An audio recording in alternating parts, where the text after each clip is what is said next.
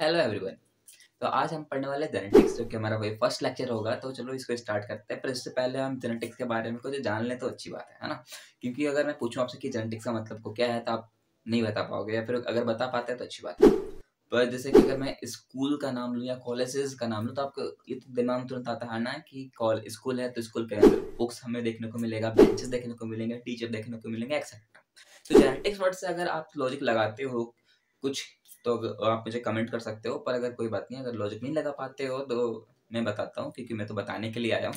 तो जेनेटिक्स के बारे में हम क्या देखते हैं, तो जेनेटिक्स को अगर आप वर्ड देखो है ना, जेनेटिक्स इज वर्ड है। आप अगर उसको बीच से तोड़ दो तो हमें क्या मिलेगा, इसके अंदर ही हमारा आंसर छुपा है, वो है जीन, है ना। तो जेनेटिक्स के अंदर अपन स्टडी करेंगे किसके बारे में, जीन के बारे में।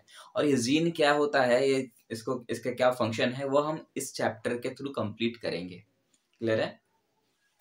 तो मैं बता देता हूँ कि जो जीन है वो रहता कहाँ है। उससे पहले ये हमें जानना होगा कि हमारी बॉडी किससे बनती है। सेल से मिलकर के बना होता है, ये सबको पता है। अगर सेल का डायग्राम आपको देखना है तो आप देख सकते हो, कुछ इस तरह का होता है। सेल के आउटर मेम्ब्रेन प्रेजेंट होते हैं, इसको कहते हैं प्लाज्मा मेम्ब्रेन। अगर इसके इनसाइड देखा जाए तो उसके अंदर न्यूक्लियस प्रेजेंट होता है, जो कि कैसा होता है, डबल मेम्ब्रेन बाउंड स्ट्रक्चर होता है।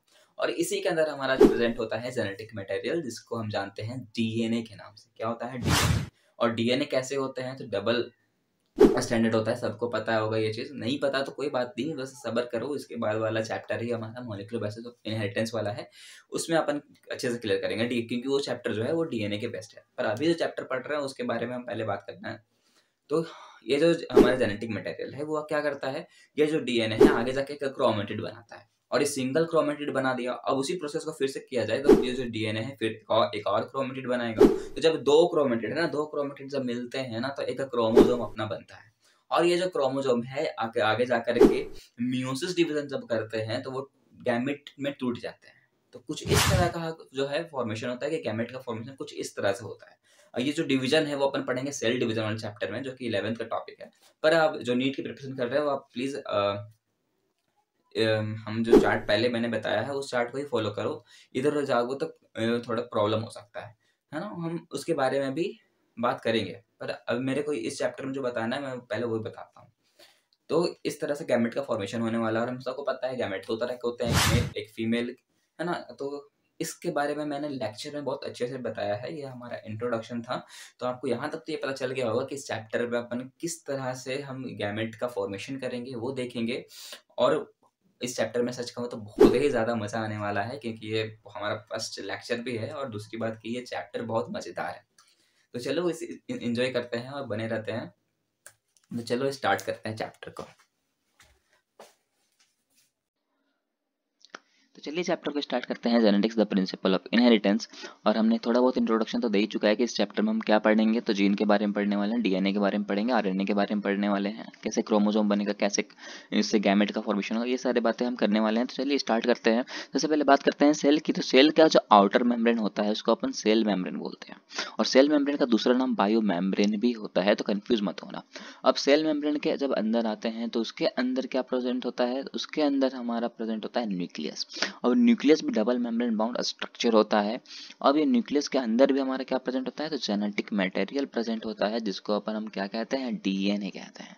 और यही डीएनए आगे जाके क्या बना रहा था, क्रोमेटिड बनाएगा, और आगे जाकर के दो क्रोमेटिड जब मिलेंगे तो एक क्रोमोसोम बनेगा, और इससे गैमेट का फॉर्मेशन होना है।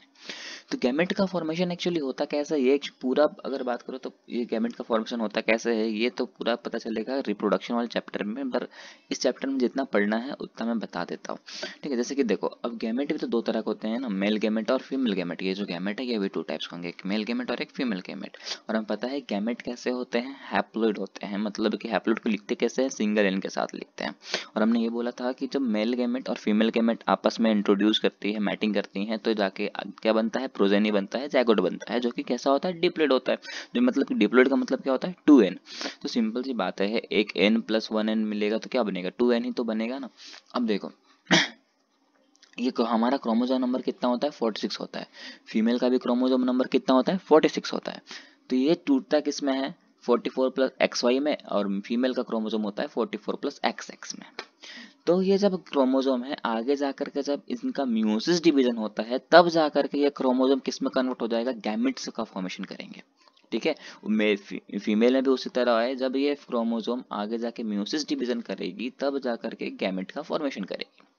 अब ये गैमेट किस तरह से बनेंगे, तो ये सिंपल सी बात है, इस 44 का हाफ क्या होगा 22, 22 में टूट जाएगा। अब ये एक्स इधर चला जाएगा, एक वाई इधर चला जाएगा। उसी तरह फीमेल में भी टूटेगा, किस तरह से 44 प्लस एक्स एक्स है तो एक 22 प्लस एक्स टूटेगा, एक 22 प्लस एक्स टूटेगा। अब मैटिंग दो गैमेट के बीच होगी, एक मेल गैमेट और एक फीमेल गैमेट के बीच। अब वो डिपेंड करता है कि कौन सा गैमेट किस पे जाकर के मैटिंग करे। जैसे कि ये 22 प्लस एक्स है और ये 22 प्लस एक्स है फीमेल गैमेट का, तो ये जब दोनों में मैटिंग होगी तो जो जाइगोट बनेगा वो कैसा, उसका क्रोमोसोम का नंबर क्या आएगा, तो 44 प्लस एक्स एक्स आएगा। और हमें पता है एक्स एक्स जो होता है वो फीमेलनेस शो करता है, मतलब है कि जो प्रोजेनी होगा वो क्या होगा, फीमेल होगी। अब अगर मान लेते हैं कि मेल का ये 22 प्लस वाई क्रोमोसोम इस 22 प्लस एक्स क्रोमोसोम के साथ अगर मैटिंग कर ले तो क्या बनेगा, तो उसका क्रोमोसोम नंबर आएगा 44 प्लस एक्स वाई। मतलब कि ये एक्स वाई किसका क्रोमोसोम है, मेल का। तो मतलब कि अगर ये वाला क्रोमोसोम और ये एक्स वाला क्रोमोसोम आपस में मैटिंग करे तो आगे जाके जो प्रोजेनी बनेगा वो क्या आएगा, मेल आएगा। तो कुल मिला के अगर देखा जाए तो हमें क्या दिखता है कि यार जो मेल है या फीमेल है वो डिपेंड किसके गैमेट पे कर रहा है, मेल के गैमेट पे कर रहा है, क्योंकि उसके पास ही वाई क्रोमोसोम है। क्योंकि मेल फीमेल के पास तो सिर्फ एक्स क्रोमोसोम है, कुल मिलाकर के वो फीमेल नेस्क ही देगी, मतलब कि फीमेल ही प्रोड्यूस करेगा। लेकिन ये जो मेल है उसके पास वाई क्रोमोसोम है। जब ये वाई क्रोमोसोम किसी भी एक्स क्रोमोसोम के साथ मैटिंग कर ले तो आगे जाकर के क्या बनेगा, मेल को मेल मिलेगा, ठीक है ना। तो पहले के लोग का मानना था कि मतलब लड़की हो गई तो भाई मार देते थे, वो सब गलत था। क्योंकि गलती किसकी थी, आगे सिंपल सी बात है भाई, गलती तो लड़कों की ही थी। चलो वो बात की बात है, ठीक है। ये पूरा का पूरा एक्चुअली प्रोडक्शन चैप्टर है। मुझे बस इतना बताना था आप लोगों को कि ये एक्स क्रोमोसोम और वाई क्रोमोसोम से आप कंफ्यूज ना हो, क्योंकि इस चैप्टर में आगे हम क्रोमोसोम के बारे में ही पढ़ने वाले हैं और फीमेलनेस मेलनेस ये सब वर्ड आप सुनोगे आगे जाकर के, इसलिए मैं सोच रहा हूँ कंफ्यूज मत होना बस, ठीक। स्टार्ट करते हैं टॉपिक हेरिडिटी और वेरिएशन। हेरिडिटी कहता है ट्रांसमिशन ऑफ कैरेक्टर, मतलब कि ऐसे कैरेक्टर जो पेरेंट से ऑफस्प्रिंग में आए हो, ठीक है, कोई भी चेंजेस ना हुआ हो। पर ऐसा हर बार होता ही नहीं है, ठीक है। कुछ कैरेक्टर ऐसे भी होते हैं जो ना तो मदर में होते हैं ना तो फादर में होते हैं, पर वो प्रोजेनी में दिख जाता है। जैसे कि सिंपल सा एग्जांपल देते हैं ऋतिक रोशन का, जो कि बहुत बड़े सुपरस्टार है। उनके भी एक हाथ में 6 फिंगर हैं, लेकिन उनके पेरेंट्स में नहीं है। लेकिन उन पेरेंट्स में नहीं है, फिर भी वो कैरेक्टर उनके पास तो आ गया ना, तो उसी के चेंजेस को कहते हैं वेरिएशन। तो हेरिडिटी भी क्लियर हो गया अपना, वेरिएशन भी क्लियर हो गया। वेरिएशन का डेफिनेशन हो गया individual of same species are different, ठीक है। अब कुछ साइंटिस्ट के बारे में स्टडी करते हैं जो कि बहुत इंपॉर्टेंट साइंटिस्ट है ये तीनों, ठीक है ना। ये बहुत ही ज्यादा इंपॉर्टेंट साइंटिस्ट हैं, इनको नाम याद कर लेना है, ठीक है। फादर ऑफ जेनेटिक्स क्या है, मेंडल हो। फादर ऑफ एक्सपेरिमेंटल जेनेटिक्स का नाम है टी.एच. मॉर्गन। और फादर ऑफ मॉडर्न जेनेटिक्स कहते हैं डब्ल्यू. वैटसन को। ये तीनों नाम में आपको कंफ्यूज हो जाओगे कि कौन एक्सपेरिमेंटल जेनेटिक्स है, कौन मॉडर्न और कौन नॉर्मल, ठीक है। तो इसीलिए आप याद कर लेना कि फादर ऑफ जेनेटिक्स मेंडल को ही कहते हैं और एक्सपेरिमेंटल जेनेटिक्स कहते हैं टी.एच. मॉर्गन को। और टी.एच. मॉर्गन ने एक टर्म दिया है लिंकेज का, ठीक है, वो आगे हम देखेंगे। और डब्ल्यू. बैटसन जो है वो फादर ऑफ मॉडर्न जेनेटिक्स है, ठीक है।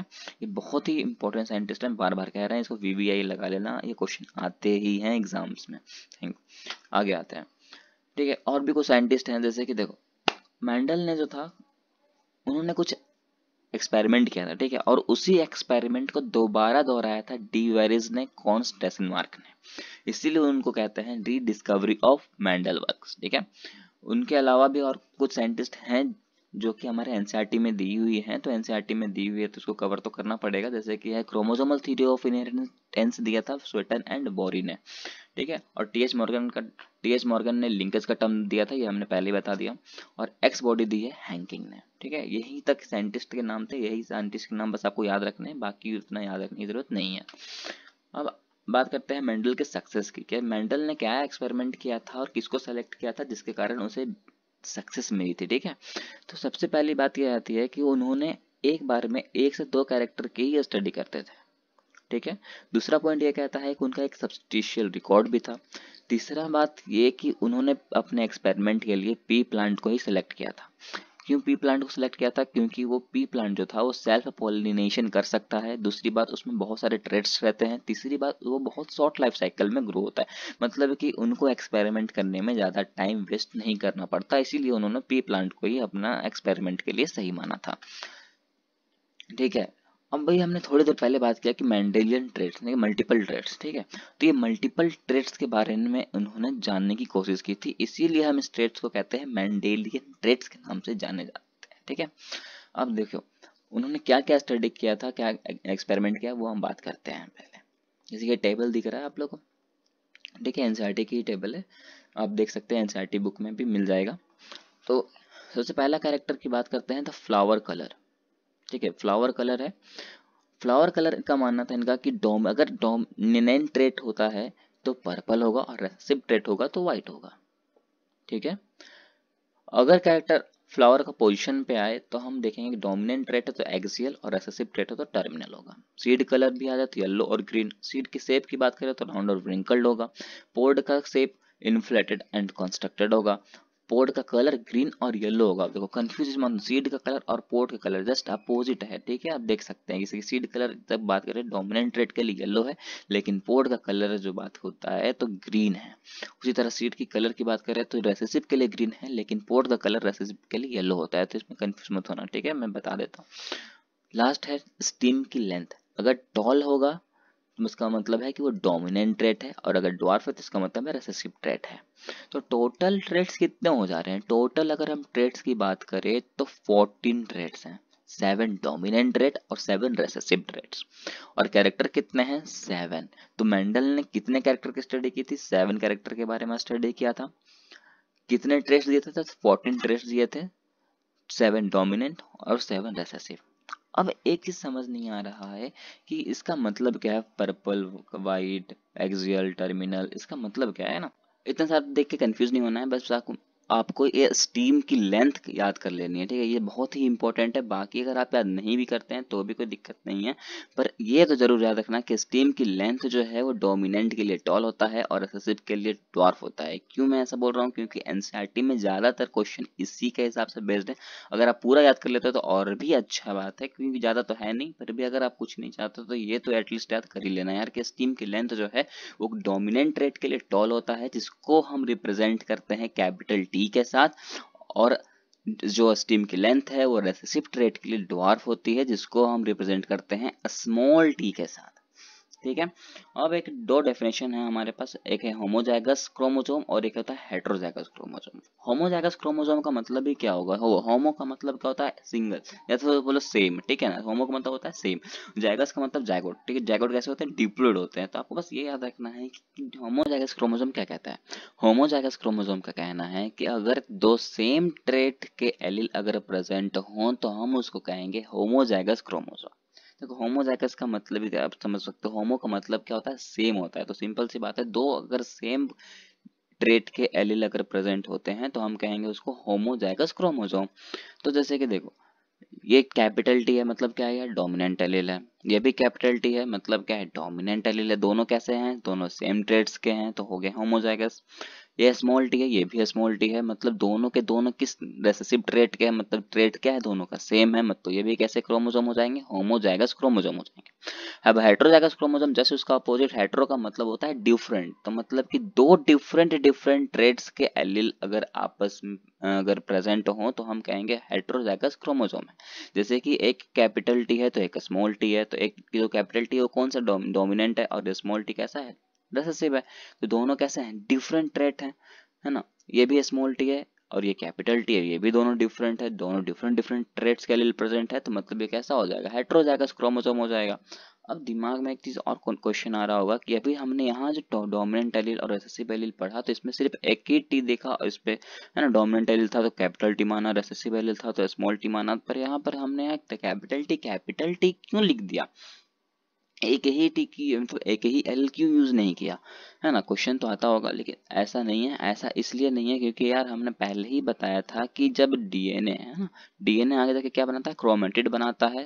क्रोमेटिड, और जब दो क्रोमेटिड मिलते हैं तब क्रोमोसोम बनता है। इसका मतलब क्या है, एक क्रोमोसोम बनने के बीच, एक क्रोमोसोम तभी बनेगा जब क्या है, दो क्रोमेटिड प्रेजेंट हो। अब अगर दो क्रोमेटिड प्रेजेंट है तो दो जीन भी तो होगा, तो जेनेटिक मटेरियल्स भी तो होंगे, डीएनए है ना, दो जीन भी तो होगा। अब दो जीन है तो जीन का ही तो अल्टरनेटिव फॉर्म एलिल है, तो दो एलिल भी होंगे। इसीलिए एक क्रोमोसोम में कितने एलिल होते हैं, दो एलिल होते हैं, ठीक है। इसीलिए हम इसको होमोजाइगस क्रोमोसोम कहते हैं। जहां भी क्रोमोसोम होगा वहां पर हमें याद कर लेना है कि कितने एलिल प्रेजेंट होंगे, दो एलिल प्रेजेंट होगा, दो जीन होंगे, दो क्रोमेटिड होंगे, ठीक है। ये ट्रिक है, वन क्रोमोसोम बराबर टू क्रोमेटिड इक्वल्स टू दो gene equals to two alleles, ठीक है। क्वेश्चन करते हैं, उससे बहुत कुछ डाउट क्लियर हो जाएगा, ठीक है। पहला क्वेश्चन कहता है male and females chromosome are, मतलब मेल और फीमेल क्रोमोसोम कैसे हैं, हैप्लोइड है, डिप्लोइड है, ट्रिप्लोइड है या एन है। तो देखो ऑप्शन देख के ही आपको बहुत कुछ क्लियर हो जाएगा। ट्रिप्लोइड हमने वर्ड अभी तक पढ़ा नहीं है, मतलब ट्रिप्लोइड तो हो नहीं सकता।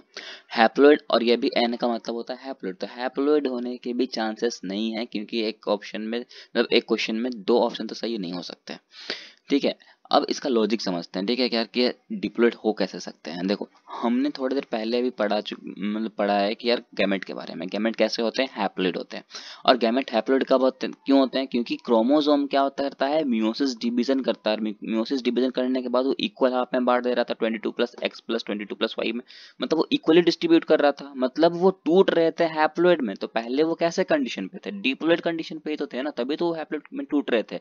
इसलिए ये क्रोमोसोम कैसे होते हैं, डिप्लॉइड होते हैं, ठीक है। तो इसका आंसर जाएगा बी पे। अब हम दूसरा क्वेश्चन पढ़ते हैं, which one is homozygous chromosome, ठीक है। अभी हमने जस्ट होमोजाइगस क्रोमोसोम पढ़ा कि मतलब कि क्या है, दोनों के दोनों ट्रेट कैसे होने चाहिए, सेम होने चाहिए, इक्वल ट्रेट से बिलोंग करने चाहिए। पहला ऑप्शन देखिए, पहला ऑप्शन क्या है, सिंगल एन है। सिंगल एन तो हो ही नहीं सकता, क्योंकि क्रोमोसोम के लिए हम दो क्रोमेटिड चाहिए, मतलब कि दो एलिल भी चाहिए। तो यहाँ सिंगल एलिल है, ये तो हो नहीं सकता। यहाँ पर टू एन है, टू एन मतलब डिप्लॉइड तो हो रहा है, पर यहाँ पर हमें वो चेक नहीं करना है, हमें क्या चेक करना है कि क्रोमोसोम कैसे है ना। तो यहाँ पर ये जो एन है, ये तो हम मान सकते हैं कि ये कोई ट्रेट है, पर ये टू तो कोई ट्रेट है ही नहीं, तो ये तो हो ही नहीं सकता, ठीक है।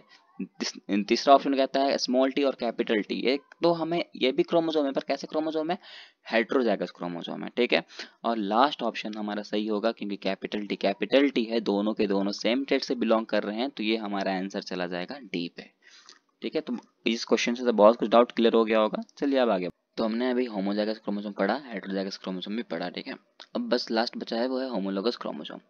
इस होमोलोगस क्रोमोसोम का कहने का मतलब है, जैसे कि देखो ये मेल गैमेट है और ये फीमेल गैमेट है, ठीक है। अब ये जो स्ट्रेट लाइन दिख रहा है ना, ये स्ट्रेट लाइन दिख रहा है ब्लैक कलर का, ये एक क्या है, क्रोमोसोम है, ठीक है। ये भी क्रोमोसोम है, ये भी क्रोमोसोम है। अब हम मान लेते हैं इसके ए पोजीशन पे एक जीन प्रेजेंट है, ठीक है, इसके भी एक पोजीशन पे एक जीन प्रेजेंट है, मतलब कि दोनों का पोजीशन कैसा है, जीन का सेम पोजीशन है। तो वही कहता है हम लोग उस क्रोमोसोम की, अगर दोनों क्रोमोसोम का लेंथ सेम हो और जीन का पोजीशन अगर सेम हो, तो हम उस क्रोमोसोम को कहते हैं होमोलोगस क्रोमोसोम, ठीक है। जैसे कि देखो ये अब डोमिनेंट ट्रेट है, ये भी डोमिनेंट एलील है, या फिर ट्रेट बोलो, ठीक है। अब ये डोमिनेंट एलील है, ये भी डोमिनेंट एलील है, तो कैपिटल टी क्या हो जाएगा, कैपिटल टी भी एक क्या आ जाएगा, होमोलोगस क्रोमोसोम हो जाएगा। कभी हो जाए ऐसा कि ये रिसेसिव एलील हो जाए, ये भी, और ये कैपिटल टी ही रहे, मतलब डोमिनेंट ही रहे, तो उस टाइम पे भी क्या हो जाएगा, कैपिटल टी स्मॉल टी हो जाएगा, तो भी एक हम कहेंगे इसको होमोलोगस क्रोमोसोम है, क्योंकि ना तो उसके पोजीशन पे चेंज हो रहा है, ना ही उसके लेंथ पर चेंज हो रहा है, तो वो क्रोमोसोम तो भी कैसा क्रोमोसोम रहेगा, होमोलोगस क्रोमोसोम ही रहेगा। हो सकता है ये भी डोमिनेंट हो जाए, ये भी डोमिनेंट, या तो हो सकता है ये रिसेसिव, ये भी रिसेसिव, या तो हो सकता है एक रिसेसिव और दूसरा डोमिनेंट, तो भी वो होमोलोगस क्रोमोसोम ही रहेगा, ठीक है। तो अब आगे बढ़ते हैं। तो अब आते हैं हम मोनोहाइब्रिड क्रॉस पे, ठीक है। तो मोनोहाइब्रिड क्रॉस स्टार्ट करने से पहले हमें ये पता होना चाहिए कि फिनोटाइप क्या होता है और जीनोटाइप क्या होता है।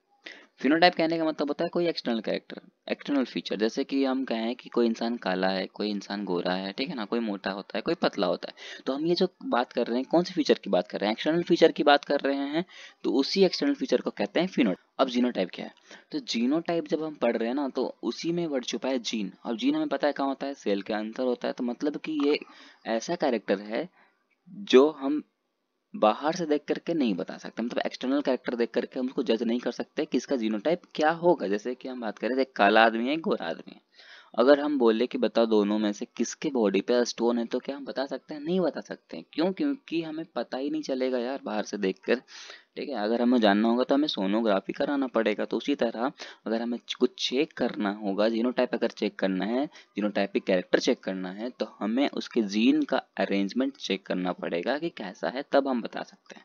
ठीक है। तो मतलब कि अगर हम अभी समझे तो फिनोटाइप कहने का मतलब एक्सटर्नल कैरेक्टर और जीनोटाइप कहने का मतलब है इंटरनल कैरेक्टर। ठीक है। तो अब हम पढ़ने वाले हैं मोनोहाइब्रिड क्रॉस। ठीक है। अब मोनोहाइब्रिड क्रॉस का मतलब क्या होता है, तो इसको तोड़ो, इसी में वर्ड छुपा हुआ है। तो मोनो का मतलब होता है वन और हाइब्रिड का मतलब होता है डिफरेंट। ठीक है। तो मतलब कि एक ही डिफरेंट ट्रेट के एलील के साथ होने वाला जो क्रॉस होता है उस क्रॉस को कहते हैं मोनोहाइब्रिड क्रॉस। एग्जाम्पल जैसे कि देखो यार, यहाँ पर एक टॉल है, एक ड्वार्फ है। ऐसा तो नहीं हो रहा कि हम एक दो टॉल ले लिए और एक ड्वार्फ के साथ हम क्रॉस करवा रहे हैं, ऐसा नहीं है। मतलब एक टॉल लिया है तो दूसरा ड्वार्फ लिया है ना। अब ये कौन सा जनरेशन में है, तो ये पेरेंटल जनरेशन में है। ठीक है। और ये आगे जाकर क्या बनाएगा, गैमेट बनाएगा। अब गैमेट जब बनाएगा तो टूटेगा, सिंपल सी बात है। अब आगे या तो ये वाला कैपिटल टी आगे गैमेट बनाएगा या तो ये वाला कैपिटल टी आगे जाकर गैमेट बनाएगा। पर दोनों के दोनों तो सेम ट्रेट से बिलोंग करते हैं, दोनों के दोनों डोमिनेंट हैं। तो या तो ये वाले ट्रेट आगे जाकर के ये वाले कैपिटल टी आगे जाकर गैमेट बनाए या तो ये वाला, तो कोई फर्क नहीं पड़ता। ठीक है। तो हमने मान लिया है कि दोनों में से एक कैपिटल टी जो है वो गैमेट बनाने के लिए आगे आ चुका है। अब उसी तरह ड्वार्फ पे आते हैं, तो यहाँ पर दोनों स्मॉल टी हैं। ठीक है। अब ये भी आगे जाकर गैमेट बनाएंगे, दोनों के दोनों स्मॉल टी है, तो ये वाला स्मॉल टी आगे जाकर गैमेट बनाए तो भी वही रिजल्ट मिलेगा, या तो ये वाला स्मॉल टी आगे जाकर के मतलब गैमेट बनाएंगे तो भी हमें फाइनल रिजल्ट वही मिलेगा। तो हमने मान लिया कि दोनों में से कोई भी स्मॉल टी आगे आया है गैमेट बनाने के लिए। ठीक है। अब यहाँ पर ये कैपिटल टी है, यहाँ पर स्मॉल टी है, दोनों का बीच क्या हुआ, क्रॉस हुआ। क्रॉस होने के बाद हमें प्रोडक्ट मिला है कैपिटल टी या स्मॉल टी। ठीक है। कैपिटल टी या स्मॉल टी। अब कैपिटल टी या स्मॉल टी क्या है, ये तो हेटेरोजाइगस है, लेकिन हमने क्या लिया था, सिर्फ होमोजाइगस क्रोमोसोम ही तो लिया था, लेकिन हमें रिजल्ट क्या मिल रहा है, यहाँ पर हेटेरोजाइगस क्रोमोसोम मिल रहा है। ठीक है। तो ये जो क्रोमोसोम मिला है हमें, ये कौन से जनरेशन पे मिला है, F1 जनरेशन पे हमें मिला है। ठीक है। अब ये कैपिटल टी स्मॉल टी है, फिर भी हम इसको क्या कहेंगे, टॉल ही कहेंगे। क्यों, क्योंकि यहाँ पर एक डोमिनेंट ट्रेट है। ठीक है। और डोमिनेंट ट्रेट जहां दिख जाएगा तो वो रेसेसिव ट्रेट को नीचे दबा देगा। ठीक है। अब देखो, अब हमें जो F1 जनरेशन मिला, अब हमें उसका क्या करना है, उसको सेल्फिंग करना है। सेल्फिंग का मतलब होता है कि जो भी हमें फाइनल प्रोडक्ट मिला है F1 जनरेशन में, उसको दोबारा उसी के साथ क्रॉस करवा देना। जैसे कि यहाँ हमें कैपिटल टी स्मॉल टी मिला है, तो अब हम इसको इसी के साथ वापस क्रॉस कर देंगे। जैसे कैपिटल टी स्मॉल टी मिला था, तो हमने कैपिटल टी और स्मॉल टी के साथ दोबारा इसको क्रॉस करवा दिया। ठीक है। तो दोबारा क्रॉस करवाने का रिजल्ट क्या मिलेगा और कैसे हम क्रॉस करते हैं वो भी सीखते हैं। ठीक है। अब ये कैपिटल टी स्मॉल टी है, अब दोनों तो हो गए हेट्रो, अब ये कैसे हो गए, हेट्रोजाइगस क्रोमोसोम हो गए। तो या तो अब ये वाला गैमेट मतलब कि ये वाला ट्रेट आगे ये वाला एलील आगे आएगा गैमेट बनाने के लिए, तो फिर ये स्मॉल टी आगे आएगा गैमेट बनाने के लिए। उसमें भी यही होगा, या तो ये कैपिटल टी आगे आएगा या तो फिर स्मॉल टी आगे आएगा गैमेट बनाने के लिए। ठीक है। तो अब ये कैपिटल टी है। ठीक है। अब ये कैपिटल टी का हम क्रॉस करवा रहे हैं पहले इस कैपिटल टी के साथ, तो हमें रिजल्ट क्या मिल रहा है, कैपिटल टी मतलब कि पूरी तरह से टॉल मिल रहा है। अब फिर से हम इस कैपिटल टी को क्रॉस करवा रहे हैं इस स्मॉल टी के साथ। ठीक है। इस कैपिटल टी का क्रॉस किसके साथ करवा रहे हैं, हम इस स्मॉल टी के साथ क्रॉस करवाते हैं। तो हमें रिजल्ट क्या मिल रहा है, कैपिटल टी स्मॉल टी। ठीक है। मतलब कि एक ऐसा क्रोमोसोम है, हेटेरोजाइगस क्रोमोसोम है, मतलब ये पूरी तरह से टॉल नहीं है, पर ये एक्चुअली टॉल ही कहलाता है। ठीक है। अब इसका काम तो हो गया खत्म। अब हम क्रॉस करवाएंगे इस स्मॉल टी वाले के साथ, तो फिर से उसी तरह क्रॉस करना है अपन को। इस स्मॉल टी को पहले क्रॉस करेंगे इस कैपिटल टी वाले से, तो क्या रिजल्ट आएगा, कैपिटल टी या स्मॉल टी। फिर से इस स्मॉल टी का हम क्रॉस करवाएंगे अब इस स्मॉल टी के साथ, तो रिजल्ट आएगा स्मॉल टी जो कि पूरी तरह से ड्वार्फ है। ठीक है। तो अब इस पूरा रिजल्ट क्या आता है, ये पूरा कहना क्या चाहता है। ठीक है। तो अभी हमने थोड़ी देर पहले पढ़ा है फिनोटाइप और जीनोटाइप। ठीक है। अब हम पढ़ेंगे फिनोटाइपिक रेशियो और जीनोटाइपिक रेशियो। ठीक है। फिनोटाइप हमने क्या कहा था, एक्सटर्नल फीचर। एक्सटर्नल फीचर जैसे कि टॉल और ड्वार्फ एक्सटर्नल फीचर है, जो देख के हम बता सकते हैं कि यार वो लंबा है या छोटा है कि नहीं। तो अब देखो, यहाँ पर कितने टॉल दिख रहा है हमें, एक टॉल दिख रहा है, दो टॉल दिख रहा है, तीन टॉल दिख रहे हैं। तो हम इसका रेशियो क्या हो जाएगा, फिनोटाइपिक रेशियो 3:1, मतलब कि 3 टॉल है और 1 क्या है, ड्वार्फ है। अब अगर हम बात करें कि जीनोटाइपिक रेशियो कैसे देखना है, तो हमने बोला था कि जीनोटाइपिक रेशियो देखने के लिए हमें इसका जीन का अरेंजमेंट देखना पड़ेगा। जैसे कि ये कैपिटल टी है। ठीक है। लेकिन यहाँ और कोई कैपिटल टी है क्या, नहीं है। तो मतलब कि एक कैपिटल टी हो गया। यहाँ पर देखो एक कैपिटल टी स्मॉल टी है, यहाँ पर भी एक कैपिटल टी स्मॉल टी है। मतलब कि कितने कैपिटल टी स्मॉल टी है, 2 कैपिटल टी है स्मॉल टी है, ठीक है ना, तो 1:2 हो गया। अब लास्ट बच रहा है ये ड्वार्फ वाला स्मॉल टी, ठीक है, तो ये भी एक ही है स्मॉल टी है, तो ये एक हो जाएगा एक, तो वन टोटल हमारा रेशियो आएगा 1:2:1, ये हो जाएगा हमारा जीनोटाइपिक रेशियो, ठीक है। तो हमने मोनोहाइब्रिड क्रॉस तो कर लिया, पर अभी भी बहुत लोगों को डाउट होता होगा कि यार जेनोटाइपिक रेशियो में थोड़ा प्रॉब्लम आ रहा होगा। चलो कोई बात नहीं, उसको फिर से हम ट्राई करते हैं, ठीक है। तो हमारा F1 जनरेशन में क्या आया था, F1 जनरेशन में हमारा था एक कैपिटल टी और एक स्मॉल टी, है ना। अब वापस से हमें क्या करना था, इसका सेल्फिंग करना था, मतलब उसी के साथ फिर से हमें क्रॉस करना था। तो कैपिटल टी के साथ हमने फिर से कैपिटल टी और उसके स्मॉल टी के साथ क्रॉस करवा रहा है। अब हमें करना कैसे है क्रॉस, पहले ये कैपिटल टी को क्रॉस करवाना है इस कैपिटल टी के साथ, तो हमारा रिजल्ट क्या है, कैपिटल टी। वापस से हमें इसी कैपिटल टी को क्रॉस करवाना है इस स्मॉल टी के साथ, तो अब रिजल्ट क्या है, कैपिटल टी और एक स्मॉल टी। अब बचा क्या, भी है स्मॉल टी बचा। तो अब इस स्मॉल टी को भी उसी तरह क्रॉस करना है, पहले एक बार इस कैपिटल टी के साथ, तो हमारा रिजल्ट आ गया एक कैपिटल टी एक स्मॉल टी, और फिर से इस स्मॉल टी को एक बार क्रॉस करेंगे इस स्मॉल टी वाले के साथ, तो हमारा रिजल्ट आ जाएगा स्मॉल टी। अभी कैपिटल टी है, दोनों के दोनों कैसे हैं, डोमिनेंट है, तो क्या रिजल्ट आएगा, टॉल आएगा। ये क्या है, कैपिटल टी है कि और एक स्मॉल टी है, मतलब एक डोमिनेंट है और एक रिसेसिव है, तो डोमिनेंट को ही हम वैल्यू देंगे, तो सिंपल सी बात है, ये भी कैसा हो जाएगा, टॉल हो जाएगा। अब ये भी उसी तरह है, तो ये भी टॉल हो जाएगा। लेकिन अब इसको देखो, तो ये दोनों के दोनों कैसे हैं, रिसेसिव है, मतलब ये कैसे हो जाएंगे, ड्वार्फ हो जाएगा। तो अब हम फेनोटाइपिक रेशियो कैसे निकालेंगे, फेनोटाइपिक रेशियो का मतलब मैंने बताया था कि उसके एक्सटर्नल फीचर को देखेंगे, जैसे कि ये टॉल है, ये भी टॉल है, ये भी टॉल है, और ये क्या है, ये ड्वार्फ है। मतलब कि 3 टॉल हैं, तो क्या हो जाएगा रेशियो, 3:1, ठीक है ना। ये हो जाएगा हमारा फिनोटाइपिक रेशियो। लेकिन जीनोटाइपिक रेशियो अगर हमें चेक करना है, तो हमने बताया था इसके जीन का जो पैटर्न होगा उसको देख करके हम इसका रिजल्ट बताते हैं। तो जीनोटाइपिक रेशियो हम लिखेंगे कैसे, देखो यहाँ पर ये कैपिटल टी है, मतलब कि दोनों के दोनों कैसे हैं, डोमिनेंट है, और यहाँ पर कोई डोमिनेंट नहीं है, मतलब कि एक तो डोमिनेंट हो गया। उसके बाद जब आते हैं तो यहाँ देखते हैं एक डोमिनेंट एक रिसेसिव है, इसमें भी एक डोमिनेंट और एक रिसेसिव है, मतलब कि दो ऐसे हैं जो कि एक डोमिनेंट ट्रेट है और एक रिसेसिव ट्रेट से बिलोंग कर रहे हैं। और लास्ट ये जो है, ये दोनों के दोनों कैसे हैं, रिसेसिव है, तो ये इसका रेशियो हो जाएगा 1:2:1। तो अब तो क्लियर हो गया होगा कैसे हमें क्रॉस करना है और कैसे जेनोटाइपिक रेशियो हमें निकालना है, ठीक है ना। तो अब पढ़ते हैं हम डाई हाइब्रिड क्रॉस, ठीक है। डाई हाइब्रिड क्रॉस का मतलब क्या होगा, जैसे डाई का मतलब क्या होता है 2, और हाइब्रिड का मतलब डिफरेंट, मतलब कि दो डिफरेंट कैरेक्टर या फिर दो डिफरेंट रेट के एलील के साथ जो होने वाले क्रॉस होते हैं उसको हम कहते हैं डाई हाइब्रिड क्रॉस। अब इसका मतलब क्या आता है, जैसे कि देखो हमने अभी मोनो हाइब्रिड क्रॉस खत्म किया, तो मोनो हाइब्रिड क्रॉस में हमने क्या लिया था, एक ड्वार्फ लिया था, एक टॉल लिया था। तो हमने टॉल और ड्वार्फ ही तो लिया, मतलब कि हमने कैरेक्टर चेंज नहीं किया, जैसे कि हमने सीड जो स्ट्रीम की लेंथ थी उसी पे हमने किया था कैरेक्टर। लेकिन इसमें क्या हो रहा है, इसमें हम दो चीज ले रहे हैं, मतलब दो कैरेक्टर का यूज कर रहे हैं। जैसे कि देखो हमने कौन कौन सा कैरेक्टर अभी यूज किया है, हमने अभी कैरेक्टर यूज किया है डाई हाइब्रिड के लिए, सीड का कलर और सीड का शेप, ठीक है ना, सीड का कलर और सीड का शेप। सीड का कलर जो है वो डोमिनेंट ट्रेट के लिए येलो होता है और रेसेसिव के लिए कैसा होता है, ग्रीन होता है। और वही सीड का शेप बोलो तो सीड का शेप अगर डोमिनेंट है तो राउंड होगा, और अगर रेसेसिव है तो व्रिंकल्ड होगा। अब आ जाओ डाई हाइब्रिड पे, देखो यहाँ वाई वाई और आर का मतलब क्या है कि येलो और राउंड है, और यहाँ पर कैप स्मॉल वाई और स्मॉल आर का मतलब है कि वो व्रिंकल्ड है और क्या है, ग्रीन है, ठीक है। तो चलिए अब डाई हाइब्रिड क्रॉस को स्टार्ट करते हैं, ठीक है। पैरेंटल जनरेशन में हमारा क्या है कि कैपिटल वाई और कैपिटल आर, ठीक है। यहाँ पर क्या है, स्मॉल वाई, स्मॉल आर, ठीक है। अब हमें पता है ये और ये कैसे हैं, डोमिनेंट है, ये और ये कैसे हैं, रिसेसिव ट्रेट है दोनों के दोनों। अब ये जब आगे गैमेट बनाएगा तो या तो ये वाला कैपिटल वाई आगे आएगा या तो ये वाला कैपिटल वाई आगे आएगा, पर दोनों के दोनों कैसे हैं, डोमिनेंट है, तो कोई भी आगे आए तो कोई दिक्कत नहीं है। तो हम मानते हैं कि दोनों में से एक कैपिटल वाई जो है वो आगे आ गया, ठीक है, ये कैपिटल वाई आगे आ गया। सेम उसी आर के साइड में वही केस होगा, जैसे कि दोनों के दोनों डोमिनेंट ट्रेट है, दोनों में से कोई भी आगे आ जाए गैमेट बनाने के लिए कोई दिक्कत नहीं है, क्योंकि सेम ट्रेट से बिलोंग करते हैं। मान लेते हैं एक आर आगे आ गया, और उस इधर भी उसी तरह मान लेते हैं एक स्मॉल वाई आगे आएगा और इधर से एक स्मॉल आर आगे आ जाएगा।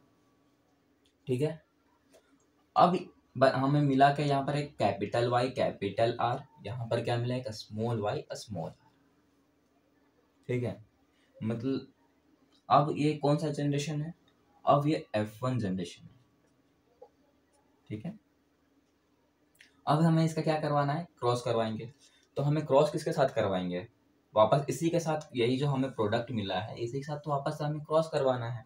तो जैसे कि capital Y small Y capital R small R, ये हमें मिला है और वापस हमें सेल्फिंग कराना है इसी के साथ। तो एक कैपिटल वाई, एक स्मॉल वाई, एक कैपिटल आर और एक स्मॉल आर, अब इसी के साथ हमें क्रॉस करवाना है। ठीक है ना, अब कैसे करवाएंगे वो देखिए।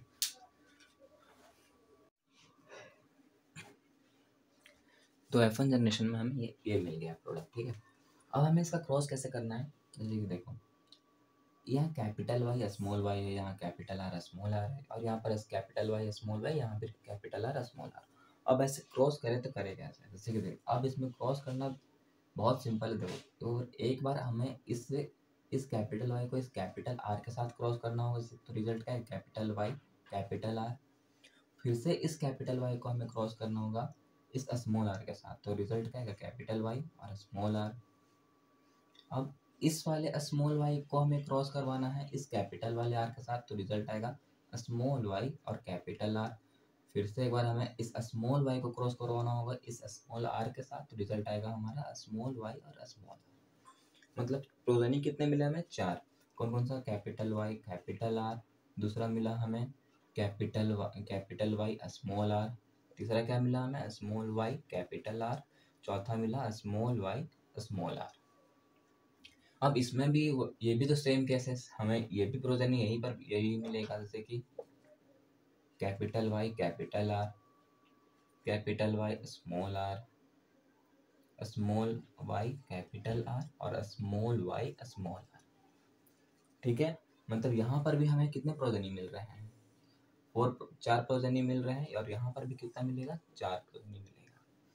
ठीक है, तो अब हमें क्या करना है, ये F1 जनरेशन में जब ये मिल गई, ये मिला, तो अब हमें क्या करना होगा, F2 जनरेशन के लिए क्या करना पड़ेगा, हमें क्रॉस करवाना पड़ेगा वापस इसको और इसको। ठीक है, अब ये क्रॉस जो है हम लेक्चर के थ्रू कंप्लीट करेंगे। तो यार पहले प्रोसेस से थोड़ा बहुत आपको कंफ्यूजन हो गया होगा, तो कोई बात नहीं, हम दूसरा प्रोसेस से भी ट्राई करते हैं। ठीक है, जब भी आपको कुछ इस तरह का केस दिखे ना कि यहाँ पर देखो, तो ये क्रोमोसोम कैसे है, पहली बात तो ये हेट्रोजाइगस क्रोमोसोम है, ये भी हेट्रोजाइगस क्रोमोसोम है ना, ये भी हेट्रोजाइगस है, ये भी हेट्रोजाइगस है।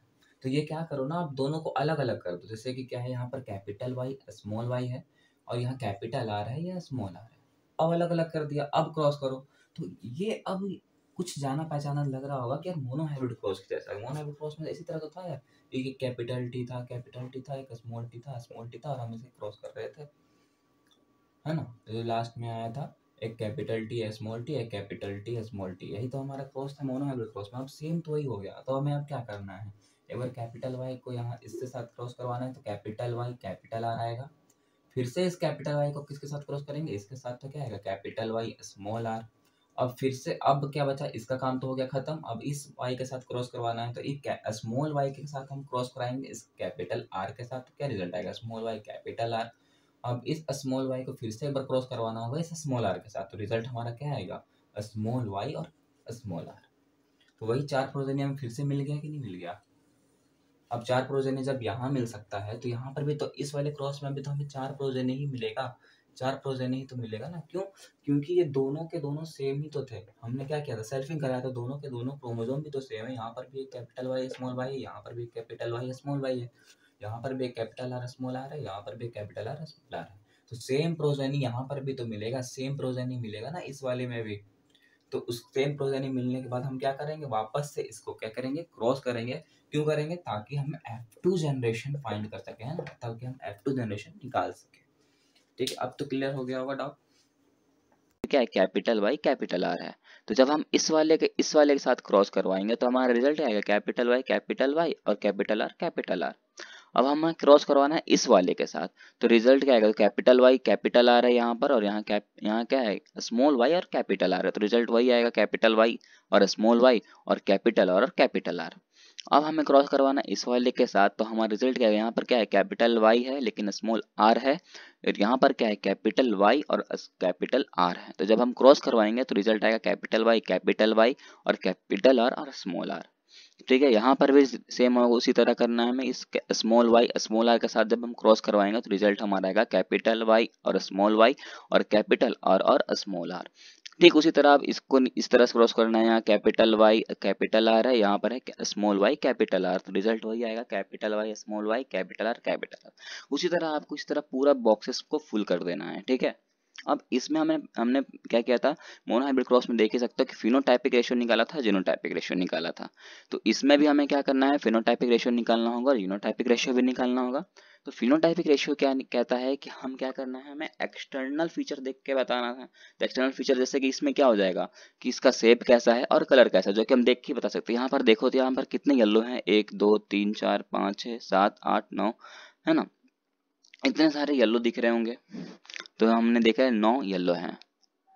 ठीक है, जिसमें कि अब क्या है, और ग्रीन कितने हैं, 1 2 3 ग्रीन है। अब हम देखो कि यार व्रिंकल्ड कितने हैं, व्रिंकल्ड येलो कितने हैं, तो व्रिंकल्ड येलो दिखेंगे हमें 3, 1 2 और 3। ठीक है, तो हमने यहाँ 3 लिखा है। अब देखो तो व्रिंकल्ड ग्रीन कितने हैं, तो व्रिंकल्ड ग्रीन हमें 1 दिखेगा, वो है सिर्फ ये। तो ये तो हो गया हमारा फिनोटाइपिक रेशियो। अब आपको निकालना होगा जीनोटाइपिक रेशियो। तो मैंने अभी आपको बोला कि जीनोटाइपिक रेशियो निकालना है, पर थोड़ा बहुत आप लोग को टाइम लगा होगा, आपने जीन का अरेंजमेंट देखा होगा तो उसमें थोड़ा टाइम लग गया होगा।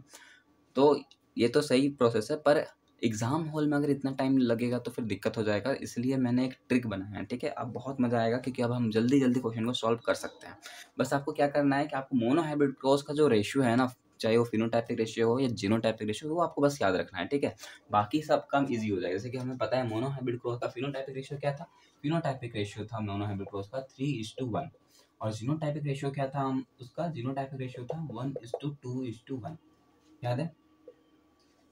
अब अगर हमें निकालना है डाई हाइब्रिड क्रॉस का फिनोटाइपिक रेशियो, तो कैसे, देखो सिंपल सा इजी ट्रिक है, मैथमेटिक्स का रूल लगा दो, बस इसको मल्टीप्लाई कर दो 3:1 के साथ।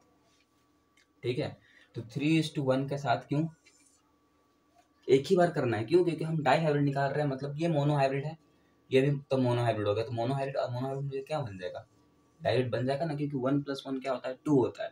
तो सिंपल सी बात है, अब हम कैसे क्रॉस करना है सो देखो, अब 3:1 है, यहाँ पे 3:1 है, क्रॉस सिंपल से क्रॉस उसी तरह करना है जिस तरह से हम क्रॉस करते आ रहे हैं। एक बार 3 से 3 को मल्टीप्लाई करना है तो क्या आएगा, 9 आएगा।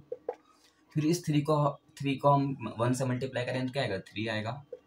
अब इस 3 का काम हो गया खत्म, अब बचा 1 को एक बार 3 के साथ मल्टीप्लाई करेंगे तो क्या आएगा, 3 आएगा। और फिर से 1 को एक बार मल्टीप्लाई करेंगे इस 1 के साथ, तो रिजल्ट हमारा 1 आएगा। तो अब देख सकते हो कि फिनोटाइपिक रेशियो जो है डाई हाइब्रिड क्रॉस का यही है, क्या, मैच कर लो। ठीक है, अब उसी तरह जीनोटाइपिक रेशियो है, अब हमें इस जीनोटाइपिक रेशियो निकालना है किसका, डाई हाइब्रिड का। तो उसी तरह इसको मल्टीप्लाई कर दो 1:2:1 के साथ। तो अब इसका कैसे करना है, सो 1 को एक बार करेंगे मल्टीप्लाई 1 के साथ तो 1 आएगा। फिर 1 को मल्टीप्लाई करेंगे एक बार 2 के साथ तो 2 आएगा। फिर से इसको 1 को मल्टीप्लाई करेंगे 1 के साथ तो क्या आएगा, 1 आएगा।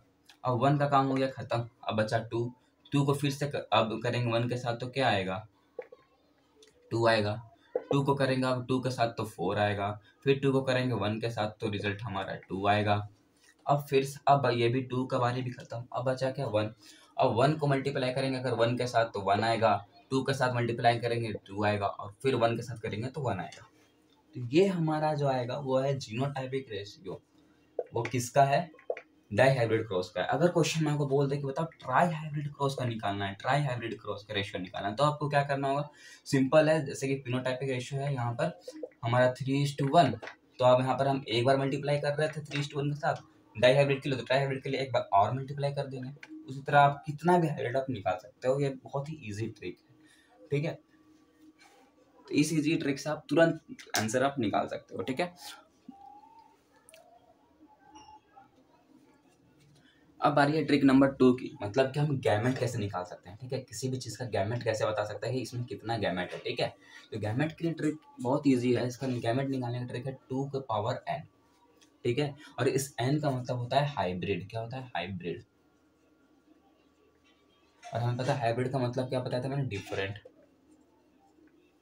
ठीक है, मतलब कि डिफरेंट डिफरेंट में से कि मतलब कि चाहे वो होमोजाइगस हो हेटेरोजाइगस हो, है ना, हेटेरोजाइगस समझो तो ठीक है। डिफरेंट का मतलब क्या है, हेटेरोजाइगस। ठीक है, यहाँ तक क्लियर है। तो जैसे कि मोनोहाइब्रिड जब हम क्रॉस कर रहे थे तो वहां पर हमने देखा था कि एक कैपिटल टी था, एक स्मॉल टी था, है ना। F1 जनरेशन हमारा यही था। तो F1 जनरेशन रिजल्ट हमारा ये था ना, कैपिटल टी और स्मॉल टी था। तो मतलब कि ये कैसे हैं, सेम है या डिफरेंट? तो डिफरेंट है, मतलब ये हेटेरोजाइगस क्रोमोसोम है। हेटेरोजाइगस क्रोमोसोम है तो हम इसको गैमेट कैसे निकालेंगे, गैमेट बराबर क्या होगा, 2n। अब यहाँ पर कितने हेटेरोजाइगस पेयर हैं, तो एक ही हेटेरोजाइगस पेयर था F1 जनरेशन में, तो हमारा हो जाएगा 2n, मतलब कि 2 के n का पावर कितना हो जाएगा, यहाँ 1 हो जाएगा।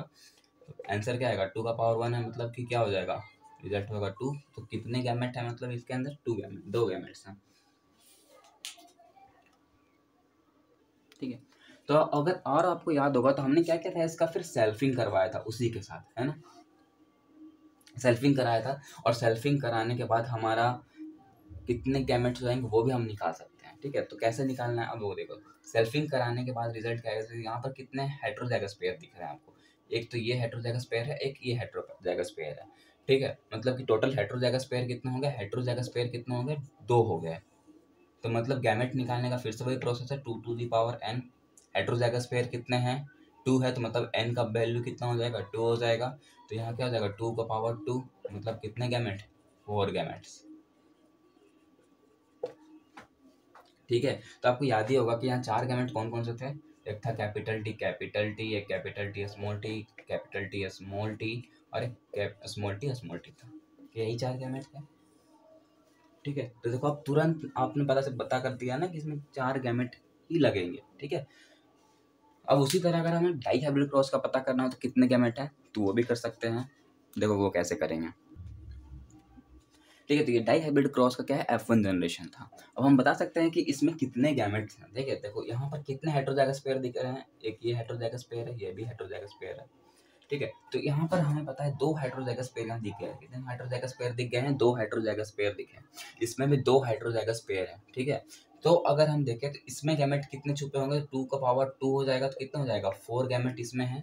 यहाँ भी 2 का पावर 2 हो जाएगा, तो कितने हैं, मतलब 4 गैमेट इसमें यूज हुए हैं। और हमें पता है F1 जनरेशन के बाद हम जब क्या कर रहे हैं, सेल्फिंग करते हैं, तो हमारा F2 जनरेशन आता है ना। तो F2 जनरेशन लाने के लिए हमें क्या करना है, इससे हमें इसको मल्टीप्लाई करना पड़ेगा। तो 4 इंटू 4 कितना हो जाएगा, 16 हो जाएंगे। तो मतलब कि F2 जनरेशन में कितने गैमेट्स मिलेंगे हमें, 16 गैमेट्स मिलेंगे। ये बात क्लियर है। आप या तो ऐसे भी कर सकते हो, या तो डायरेक्ट कैलकुलेट कर लो कि यहाँ 2 गैमेट, यहाँ पर कितना है, यहाँ पर 2 हेटेरोजाइगस है, यहाँ पर भी 2 हेटेरोजाइगस है। टोटल हेटेरोजाइगस कितने हो जाएंगे, 4। तो 4, 2 का पावर 4 कितना होगा, 16 होगा। तो हम यहाँ से भी पता कर सकते हैं कि टोटल गैमेट कितने होंगे डाई हाइब्रिड क्रॉस के F2 जनरेशन में, तो 16 होंगे। ठीक है, बहुत ही इजी ट्रिक है। अब इसी तरह ट्राई हाइब्रिड क्रॉस का भी आप गैमेट फाइंड आउट कर सकते हो, आप खुद चेक करना। ठीक है, तो चलिए पहले कुछ कुछ क्वेश्चन हम देखते हैं, ठीक है। तो अभी पहला क्वेश्चन आप छोड़ दीजिए, क्योंकि आप अभी मैंने ये टॉपिक नहीं पढ़ाया है लिंक रेसेसिव वाला, फिर भी आप कर सकते हो, फिर भी अभी छोड़ ही दो, ठीक है। दूसरा क्वेश्चन को रीड करते हैं। दूसरा क्वेश्चन क्या कह रहा है कि experimental proof for sex link gene was given by. हमें बताओ यार, एक्सपेरिमेंटली प्रूफ किसने किया था जेनेटिक्स का। हमें याद होगा कि सबसे पहले हमने बात की थी साइंटिस्ट के बारे में, तो हमने ये भी देखा था कि एक्सपेरिमेंटल जेनेटिक्स हम किसने कहते हैं, मॉर्गन को कहते हैं। तो एक तो यहाँ से वो भी लग जाएगा आपको।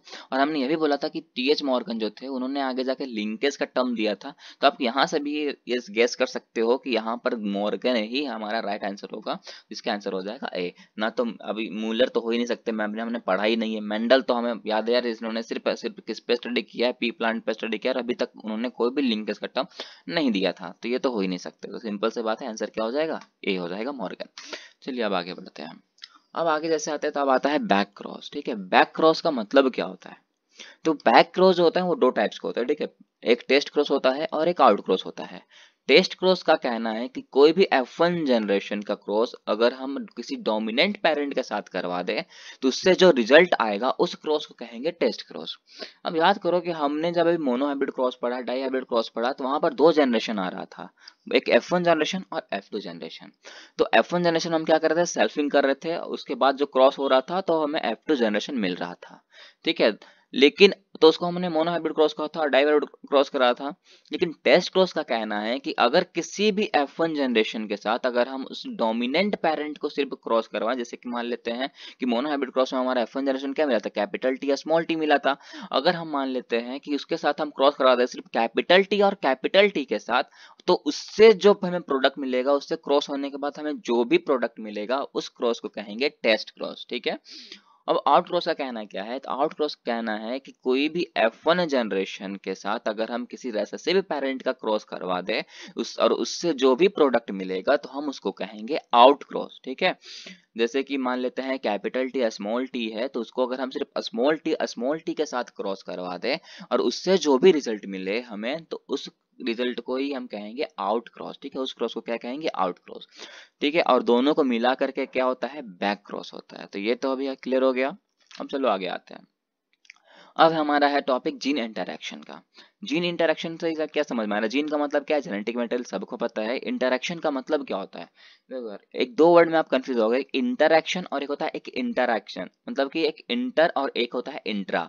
इंटर का मतलब होता है डिफरेंट डिफरेंट, ठीक है ना, डिफरेंट डिफरेंट स्पेसेस। जैसे कि मान लेते हैं हम मैच देखते हैं, क्रिकेट मैच देखते हैं ना, क्या इंडिया है, इंडिया और पाकिस्तान के मैच है, या फिर इंडिया श्रीलंका के मैच है, तो हम क्या कहते हैं उसको, इंटरनेशनल मैच है कि नहीं, बोलते हैं ना इंटरनेशनल। इंटरनेशनल का मतलब क्या है यार, कि दो डिफरेंट डिफरेंट नेशन के बीच हो रहा है मैच। तो उसी तरह इंटरैक्शन का क्या मतलब होगा, कि दो डिफरेंट डिफरेंट स्पेसिस के बीच हो रहा इंटरैक्शन को ही कहते हैं जीन इंटरैक्शन। ठीक है, क्लियर यहाँ पर। अब ये भी दो टाइप्स के होते हैं, एक एलेलिक और नॉन एलेलिक। ठीक है, हमारा ज्यादा इंपॉर्टेंट ये एलेलिक है। ठीक है, हमें एलेलिक ही कंप्लीट करना है।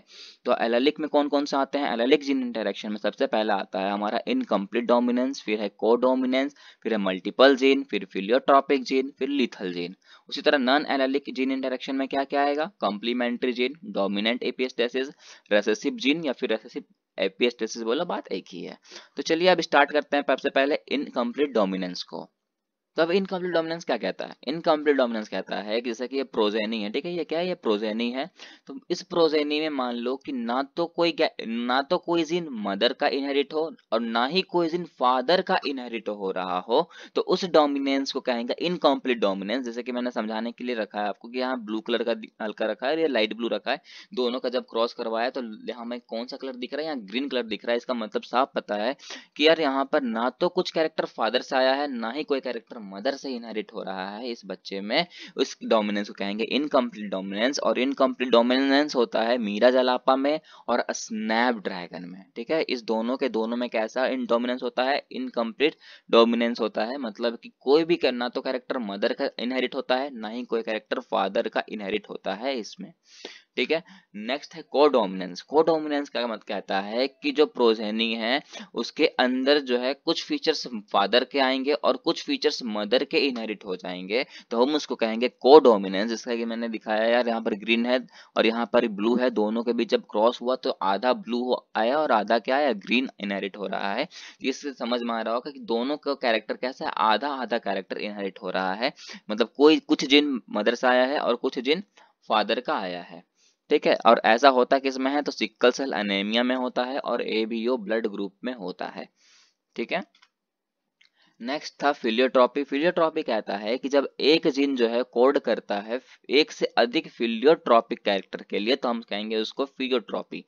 इसका एग्जांपल है फिनाइल कीटोन्यूरिया। आपका सब बस ये बहुत ही इंपॉर्टेंट है, इसका एग्जांपल रखना है कि फिलियोट्रॉपिक का एग्जांपल क्या है, तो फिनाइल कीटोन्यूरिया। ये भी ट्रिक है, पी से पी आप याद रख लो तो आप याद रख, यानी कि इजी ट्रिक है बस ये, मेरे हिसाब से तो यही इजी ट्रिक है कि फिनाइल कीटोन्यूरिया याद रखना है। तो ये पी और ये पी बस याद रखो, आपको याद रह जाएगा। ठीक है, और दूसरा है मल्टीपल जीन। मल्टीपल जीन बोलो या फिर मल्टीपल एलील बोलो, बात एक ही है। क्यों, क्योंकि हमें पता है एलील्स का ही अल्टरनेटिव फॉर्म है जीन, है ना। तो मल्टीपल एलील्स का मतलब क्या हो रहा है, एक से अधिक एलील या दो से अधिक एलील। तो इसका कहना है जब दो से अधिक एलील जो है एक जीन के लिए यूज हो जाए तो हम कहेंगे उसको मल्टीपल एलील। और ऐसा किस कंडीशन पे होता है, जहां पर एक से दो से अधिक एलील प्रेजेंट हो एक जीन के लिए, तो वहां इसका एग्जाम्पल है A B O blood group.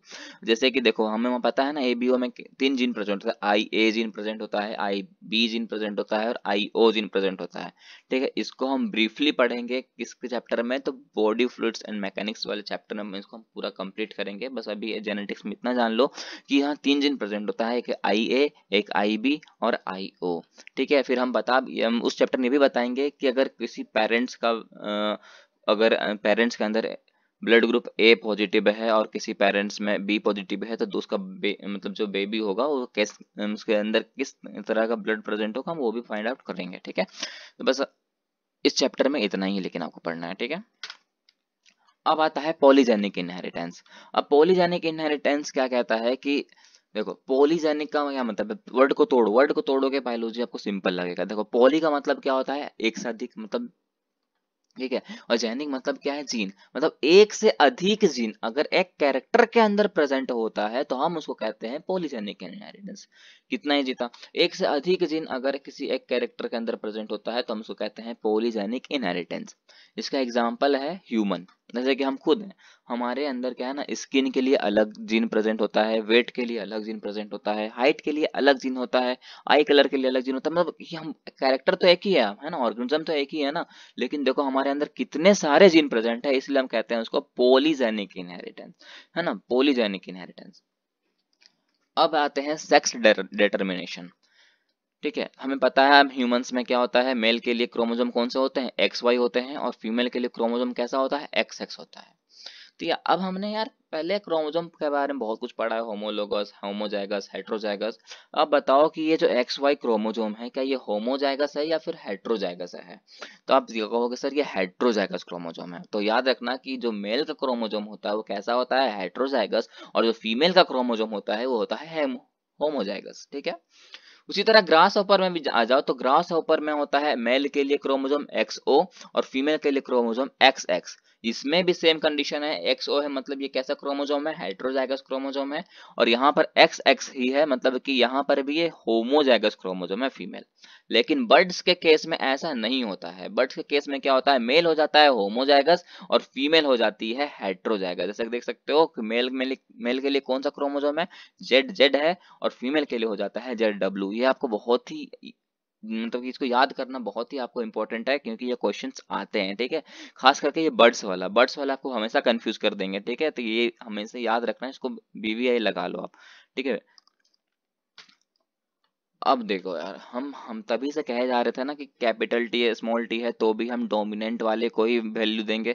तो ऐसा इसलिए बोल रहे थे क्योंकि एक लॉ है, उस लॉ का नाम है लॉ ऑफ डोमिनेंस। ठीक है, और इसको प्रूव कैसे किया गया था वो देखो।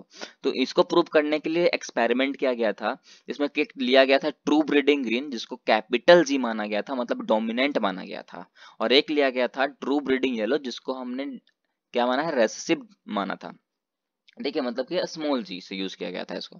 जब इसके बीच क्रॉस हुआ तो यहाँ पर हमें जो रिजल्ट मिला कैपिटल जी और स्मॉल जी का, तो इसमें हमें क्या शो हो रहा है, सिर्फ डोमिनेंट ट्रेड जिसको माना था, जिसको हमने ट्रू ब्रीडिंग ग्रीन माना था, सिर्फ उसी का कैरेक्टर यहाँ शो हो रहा है। जैसा कि आप देख सकते हो एक्सपेरिमेंटली प्रूव किया गया था। इसीलिए हम कहते हैं कि अगर एक टी कैपिटल टी है और एक स्मॉल टी है तो भी हम क्या मानेंगे, उसको टॉल ही मानेंगे, क्योंकि हमारा मानना यही है कि जो कैरेक्टर होता है वो हमेशा डोमिनेंट का ही इंक्लूड होता है। ठीक है, तो यहाँ क्लियर हो गया लॉ ऑफ डोमिनेंस का। अब दूसरा लॉ ये कहता है लॉ ऑफ सेग्रीगेशन। अब इस सेग्रीगेशन का क्या मतलब है, अब देखो सेग्रीगेशन कहता है, जैसे कि मान लेते हैं ये कैपिटल है, स्मॉल है, यहाँ पर कैपिटल है। ठीक है, तो ये हेट्रोजाइगस क्रोमोसोम हो जाएगा और ये होमोजाइगस क्रोमोसोम। क्रोमोसोम पहचानने में आप कभी मिस्टेक मत करना, होमोजाइगस और हेट्रोजाइगस तो खास करके मैंने हमेशा बोला है कि कैसे पहचानना है, तो उसका ट्रेड्स देखो, ट्रेड्स से ही पता चल जाएगा कौन डोमिनेंट ट्रेट है और कौन रेसेसिव। तो कैपिटल ए है मतलब ये डोमिनेंट ही होगा, यह स्मॉल ए है तो इसका मतलब ये रेसेसिव है। ठीक है, गुड। अब ये होमोजाइगस क्रोमोसोम है, तो याद करो इससे जो गैमेट आगे जा करके बनेगा, तो या तो ये कैपिटल ए आगे बनेगा या तो ये कैपिटल वाला आगे जाएगा गैमेट बनाने के लिए। लेकिन ये होमोजाइगस क्रोमोसोम है तो दोनों में से कोई भी एक गैमेट बनाने के लिए आगे आ जाए तो कोई फर्क नहीं पड़ेगा। ठीक है, तो मान लेते हैं इस दोनों में से कोई एक ए आगे आ गया गैमेट बनाने के लिए। अब मान लेते हैं कि हाँ है ये तो हेटेरोजाइगस, अब दोनों में क्या हो लड़ाई होगी, बोलेगा कि यार मैं गैमेट बनाऊंगा, ये स्मॉल ए बोलेगा मैं गैमेट बनाऊंगा, तो दोनों के दोनों ही आगे आ जाएंगे गैमेट का फॉर्मेशन करने के लिए।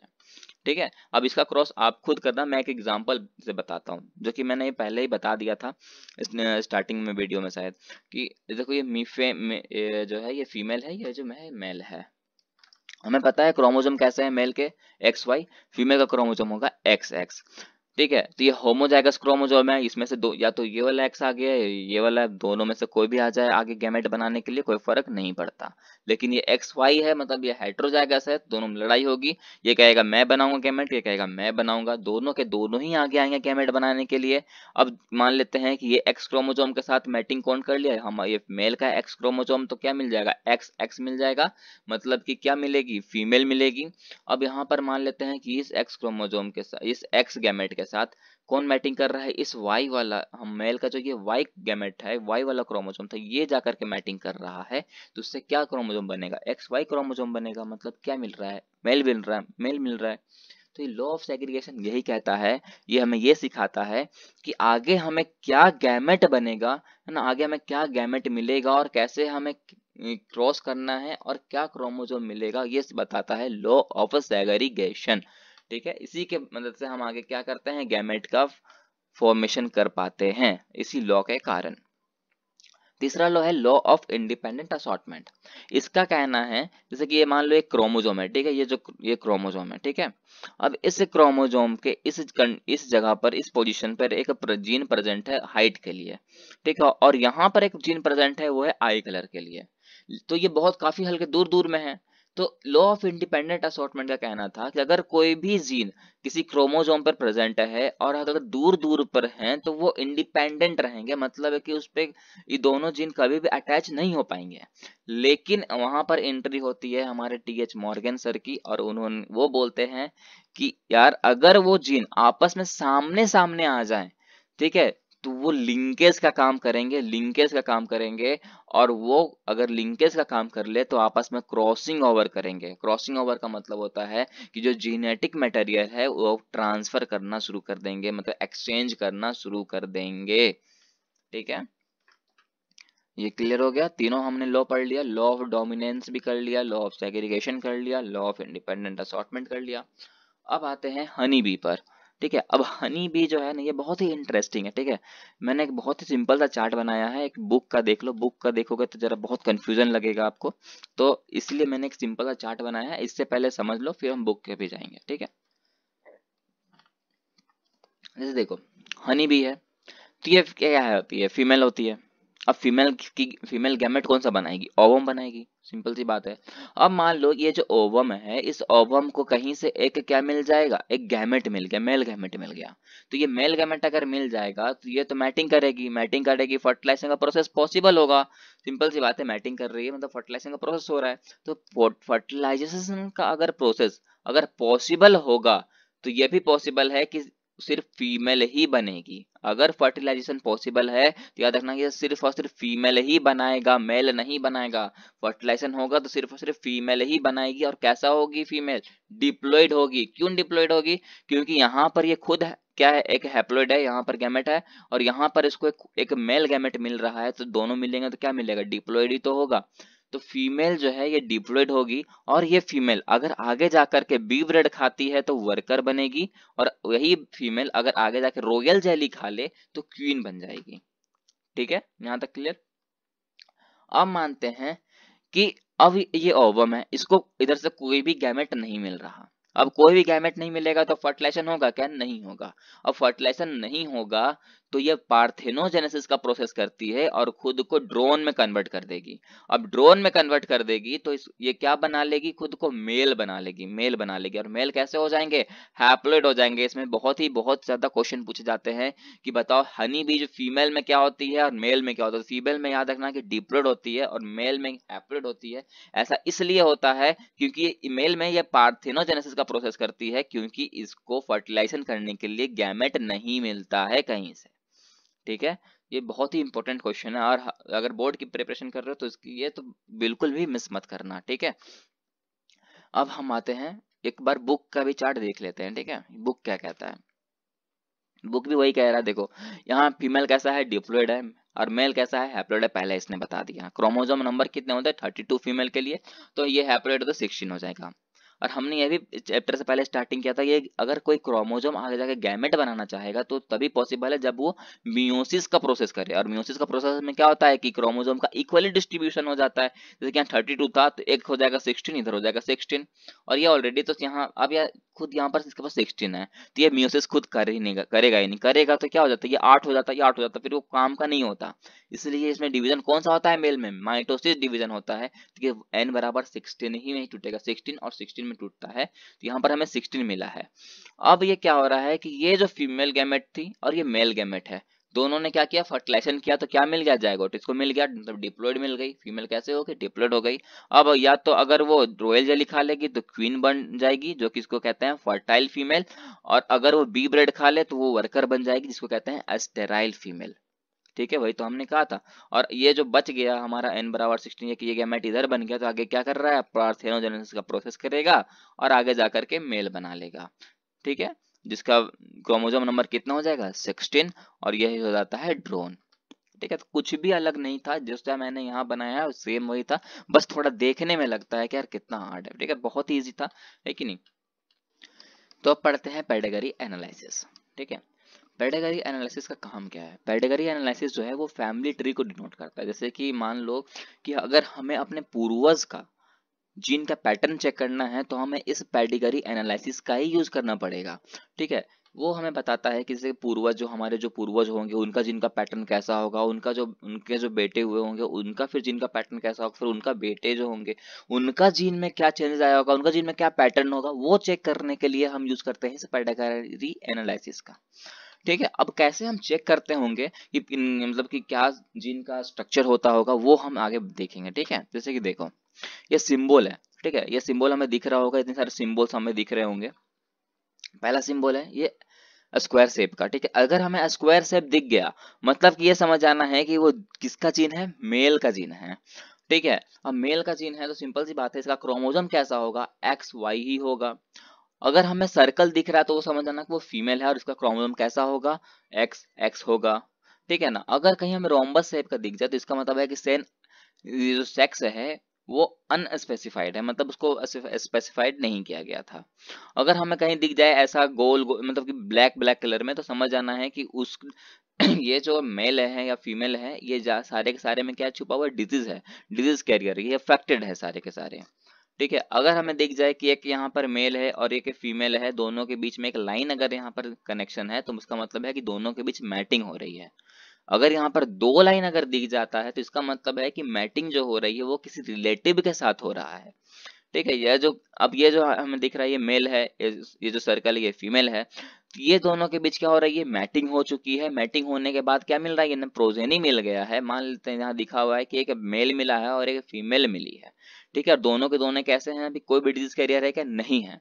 ठीक है, अब यहाँ पर आते हैं तो यहाँ पर भी वही देख रहे हैं कि यहाँ पर एक लड़का है एक लड़की है, दोनों के बीच क्या हो रहा है, मैटिंग हो चुका है। मैटिंग होने के बाद क्या मिला, एक मेल मिला है, और मेल कैसा है, वो डिजीज कैरियर है, वो दिखा यहाँ शो हो रहा है क्योंकि ब्लैक कलर में है। ठीक है, और कहीं ऐसा दिख जाए कि एक रोम्बस टाइप का बना हुआ है और यहाँ 5 लिखा हुआ है, जिसका मतलब है कि 5 अनस्पेसिफाइड और ऑफस्प्रिंग है। ठीक है, अब इसका मतलब अभी समझ नहीं आ रहा कि इसका मतलब है क्या यार, इसका जब क्वेश्चन करेंगे ना तब धीरे धीरे हमें समझ आने लगेगा। बस आपको ये याद रखना है कि जो स्क्वायर है वो मेल होता है, जो सर्कल होती है फीमेल होती है। इसका मतलब क्या है, मैटिंग कर रही है, और इसका ये जो ये है इसका मतलब है कि मैटिंग करने के बाद जो प्रोजेनी आई है कुछ इस तरह का है। ठीक है, बस अब उसके बाद हमें टॉपिक है वाई लिंक इनहेरिटेंस। ठीक है, वाई लिंक इनहेरिटेंस का मतलब है कि जो वाई क्रोमोसोम है, ये जो वाई जीन है, ठीक है, उसमें क्या है, एक डिजीज छुपा हुआ है, डिजीज कैरियर है ये। ठीक है, आप समझो कि यार वाई क्रोमोसोम में प्रॉब्लम है, तो वाई क्रोमोसोम में अगर प्रॉब्लम होगा तो अफेक्टेड कौन होगा, मेल या फीमेल। तो सबका आंसर जाना चाहिए मेल को। क्यों, क्योंकि इसी के पास तो एक वाई क्रोमोसोम होता है, XY। मेल के पास ही तो एक्स वाई क्रोमोजोम होता है ना, और फीमेल के पास तो एक्स एक्स होता है, इसके पास तो वाई क्रोमोजोम है ही नहीं, तो इससे क्या डर होगा, इससे तो कुछ होगा ही नहीं ना। अब इस दोनों के बीच क्या हो रही है, मैटिंग हो रही है। देखो ये लाइन दिख रहा है ना आपको, इसका मतलब क्या है, मैटिंग हो रही है। और मैटिंग होने के बाद ये जो दिख रहा है, इतने सारे इसको ऑफस्प्रिंग मिले हैं, इनके है ना, इतने सारे इसके ऑफस्प्रिंग है। तो ये देखो यहाँ पर एक लड़की, ये जो है ये सर्कल है, मतलब ये क्या मिली है इसको, यहाँ पर फीमेल है, ये भी फीमेल है, और ये क्या है, ये मेल है और ये भी मेल है। लेकिन मेल कैसा है, डिजीज कैरियर है, अफेक्टेड मेल है। ऐसा कैसे हो गया, तो ऐसा इसलिए हुआ क्योंकि इसका जो वाई क्रोमोजोम था वो, अगर है ना, वाई क्रोमोजोम क्या था, वो तो अफेक्टेड था। अब अगर ये गैमेट बनाएगा, और हमें पता है हेटेरोजाइगस में गैमेट कैसे बनाएगा, तो एक्स वाई है तो गैमेट तो दोनों बनाने के लिए लड़ेंगे ना। एक्स वाला बोलेगा कि मैं गैमेट बनाऊंगा, और वाई वाला क्रोमोजोम जो गैमेट है वो बोलेगा मैं गैमेट बनाऊंगा। तो अगर वाई वाला गैमेट जाकर के इस फीमेल के गैमेट से मैटिंग करेगा तो क्या रिजल्ट आएगा, एक्स वाई ही आएगा। और हम पता है वाई लिंक रिसेसिव चल रहा है, मतलब सॉरी वाई लिंक जो है वो डिजीज है। डिजीज है तो सिंपल सी बात है, वाई के पास अगर डिजीज है तो डिजीज कैरियर कौन होगा, मेल ही तो होगा। इसीलिए देखो यहाँ पर ये मेल मिला तो ये भी डिजीज कैरियर छुपा है, ये मेल है तो ये भी, इसमें भी डिजीज है। ठीक है। अब मान लेते हैं इस मेल ने आगे जाके क्या कर लिया, किसी से शादी की, ठीक है। अब शादी कर ली तो उसमें जिसे शादी की वो भी कैसी है, वो अनअफेक्टेड है, इससे भी कोई प्रॉब्लम नहीं है। लेकिन अब इस शादी करने के बाद भी इससे एक लड़की मिली और एक लड़का मिला। अब ये जो प्रोजेनी है, जो फीमेल है, ये इसे भी अभी भी कोई प्रॉब्लम नहीं है, लेकिन इससे जो मेल मिला फिर से प्रॉब्लम। क्यों, क्योंकि इसके वाई जीन में प्रॉब्लम था, इसीलिए इससे अभी भी जो बच्चा हुआ, मतलब कि जो प्रोजेनी मिली, जो मेल मिला, उसे भी अभी भी क्या रह गया, डिजीज रह ही गया। ठीक है। उसी तरह इस लड़की का भी क्या हुआ, मैरिज हुआ आगे जाकर के किसी लड़के के साथ, लेकिन ये डिजीज कैरियर नहीं है। अब ये डिजीज कैरियर नहीं है तो इससे जो प्रोजेनी मिला, दोनों मेल मिले, और दोनों के दोनों ठीक है, कोई भी डिजीज कैरियर नहीं निकला। क्यों, क्योंकि इसके पास कोई डिजीज नहीं था, ये डिजीज फ्री था, इसीलिए इसे कोई भी प्रॉब्लम नहीं हुआ। लेकिन इस लड़के के साथ अभी भी डिजीज है, इसके जब मैटिंग हुई किसी और लड़की के साथ, तो फिर से जो बच्चे हुए, जो प्रोजेनी आया, दो मेल हुए, दोनों के दोनों में क्या हो गया, डिजीज आ गया। तो वाई लिंक समझ में आ गया ना, कि यार वाई लिंक इनहेरिटेंस का मतलब है कि वाई क्रोमोसोम में, या फिर ये बोलो तो वाई जीन जो है उसमें प्रॉब्लम है, तो लड़के में प्रॉब्लम आएगा। ठीक है। अब है एक्स लिंक डोमिनेंट। अब देखो हमने अभी वाई लिंक किया, अब बढ़ते एक्स लिंक। ठीक है। अब एक्स क्रोमोसोम तो लड़के के पास भी होता है, सिंपल सी बात है, एक्स क्रोमोसोम तो लड़के के पास भी होता है और लड़की के पास भी होता है। यहाँ पर हमें पता चल दिख रहा होगा कि डिजीज कैरियर कौन है, एक मेल है। ठीक है। ये ये कैरियर नहीं है। ठीक है। अब दोनों के बीच क्या हो रही है, मैटिंग हो रही है। मैटिंग होने के बाद हमें दिख रहा होगा कि यहाँ पर जो ये जो मेल है, ये इससे कुछ नहीं हुआ। अब ऐसा क्यों हुआ, क्योंकि इस बार लिंक डोमिनेंट कौन है, एक्स है, एक्स। समझ, देखो ये एक्स क्रोमोसोम है। ठीक है। एक्स को प्रॉब्लम हुई है, एक्स जो है, एक्स क्रोमोसोम जो है उसे डिजीज है, वाई को डिजीज नहीं है। तो हो सकता है कि इसकी जो जो मेल आया, इसके अंदर कौन सा क्रोमोसोम है, एक्स क्रोमोसोम है और वाई क्रोमोसोम है। ठीक है। पर ये सही इसलिए है क्योंकि इसके अंदर जो क्रोमोसोम होगा, एक्स क्रोमोसोम होगा, वो लड़का का नहीं है, मतलब इस फादर का नहीं है, इस मदर का एक्स क्रोमोसोम इस बच्चे के अंदर आया है, इस मेल के अंदर आया है, इसलिए इसे कोई प्रॉब्लम नहीं है। क्योंकि हमें पता है फीमेल का क्रोमोसोम कैसा होता है, एक्स एक्स होता है। अब एक्स एक्स होता है और इसका होता है एक्स वाई, तो और एक्स को एक्स क्रोमोसोम वाले को प्रॉब्लम है, वाई वाले को तो कुछ प्रॉब्लम ही नहीं है। तो ये एक्स वाला क्रोमोसोम अगर इस एक्स वाले के साथ अगर मैटिंग कर रहा है तो लड़की मिली, तो इसलिए इसे प्रॉब्लम हुआ। पर इसका वाई क्रोमोसोम अगर इस फीमेल के एक्स क्रोमोसोम के साथ मैटिंग करे तो उससे क्या मिलेगा, एक मेल मिलेगा, और वो मेल कैसा होगा, अनअफेक्टेड होगा। ये बात क्लियर हो रही है आपको? अगर नहीं हो रही तो खुद थोड़ी प्रैक्टिस करना, कि एक बार एक्स एक्स क्रोमोसोम लिखना और एक एक्स वाई क्रोमोसोम लिखना, और देखना कि एक एक्स क्रोमोसोम को आपको क्या मान लेना है, ये जो एक्स वाई लिखोगे तो उसमें एक्स जो क्रोमोसोम होगा वो अफेक्टेड आपको लेकर के चलना है। अगर आप उसके बाद मैटिंग कराओगे तो देखोगे कि जो एक्स एक्स क्रोमोसोम मिल रहा है उसको ही प्रॉब्लम मिलेगा, एक्स वाई क्रोमोसोम को प्रॉब्लम नहीं हुआ है। मतलब कि इसके अंदर जो एक्स क्रोमोसोम है वो लड़का का ना होकर के लड़की का है, मतलब कि इसकी मदर का क्रोमोसोम इसके अंदर आया है। ठीक है यार, अब इससे ज्यादा मैं डीपली नहीं बता सकता आपको। ठीक है। अब देखो, अब ये जो जो कैरियर है, डिजीज कैरियर थी। इनका भी क्या हो गया, मैरिज हो गया। आगे जा करके मैरिज होने के बाद मैटिंग किया, मैटिंग होने के बाद जो प्रोजेनी मिला, प्रोजेनी मिलने के बाद देखा जा रहा है कि यार यहाँ पर इस लड़की का भी प्रॉब्लम आ गया, मतलब कि इस फीमेल को भी प्रॉब्लम हो गया और यहाँ पर इस मेल को भी प्रॉब्लम हो जा रहा है। अब ऐसा क्यों?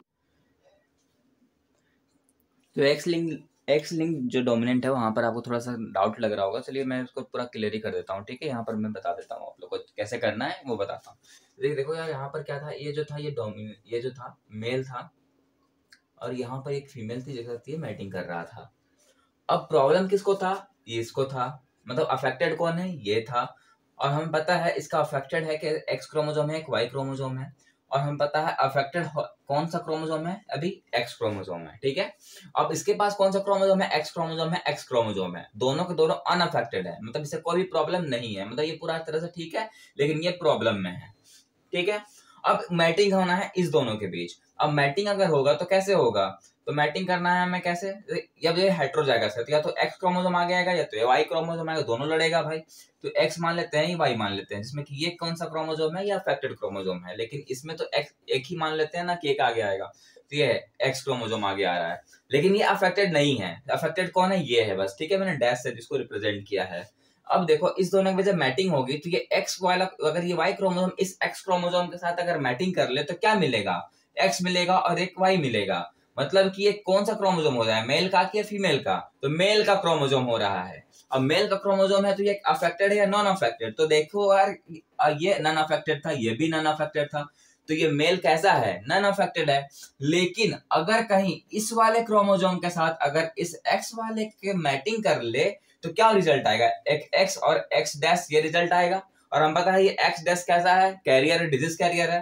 तो ये क्रोमोसोम नंबर पहले बताओ किसका है, मेल का या फीमेल का, तो फीमेल का है। और हमें पता है ये जो है ये डिजीज कैरियर है, तो ये पूरा को क्या कर लेगा, कैरियर बना देगा। अब कैरियर बना देगा तो रिजल्ट क्या आएगा आखिर, ये तो ये कैरियर ही तो कहलाएगा। इसीलिए हम कह रहे थे कि ये जो फीमेल होगी ये कैरियर होगी, लेकिन जो मेल होगा वो कैरियर नहीं होगा, ये कैरियर फ्री होगा, डिजीज कैरियर फ्री होगा, क्योंकि इसका ये जो एक्स क्रोमोसोम, फीमेल का एक्स क्रोमोसोम है, उसके साथ मैटिंग कर रहा है इसका वाई क्रोमोसोम, इसलिए ये कुछ भी नहीं होगा। लेकिन प्रॉब्लम किसको हो रहा है, इस फीमेल को हो रहा है, क्योंकि इसका एक्स क्रोमोसोम जो है वो अफेक्टेड है और इसका एक्स क्रोमोसोम अनअफेक्टेड है। लेकिन फिर भी रिजल्ट हमें क्या मिलेगा, अफेक्टेड ही मिलेगा, ठीक है। यहाँ पर आपको डाउट क्लियर हो गया होगा। तो फर्स्ट केस आपको समझ में आ गया है। अब सेकंड केस की बारी। सेकंड केस में क्या था कि ये जो फीमेल हमें मिली थी वो कैसी हो चुकी थी, अफेक्टेड हो चुकी थी, डिजीज कैरियर था कुछ इस तरह से। लेकिन जो मेल के साथ ये मैटिंग कर रही है, मेल के साथ, वो तो डिजीज फ्री है ना, उसको तो कोई प्रॉब्लम नहीं है। अब इसके बारे, अब ये क्रॉस कैसे करेगी, मैटिंग कैसे करेगी अपना। सो देखो अब सिंपल सी बात है, या तो ये अब दोनों में से अलग अलग हो गए ना, क्योंकि एक हो गया डिजीज कैरियर क्रोमोसोम और एक हो जाएगा डिजीज फ्री क्रोमोसोम। तो या तो अब ये वाला एक्स आगे आएगा मैटिंग के लिए, या तो फिर ये वाला एक्स आगे आएगा मैटिंग के लिए, ठीक है।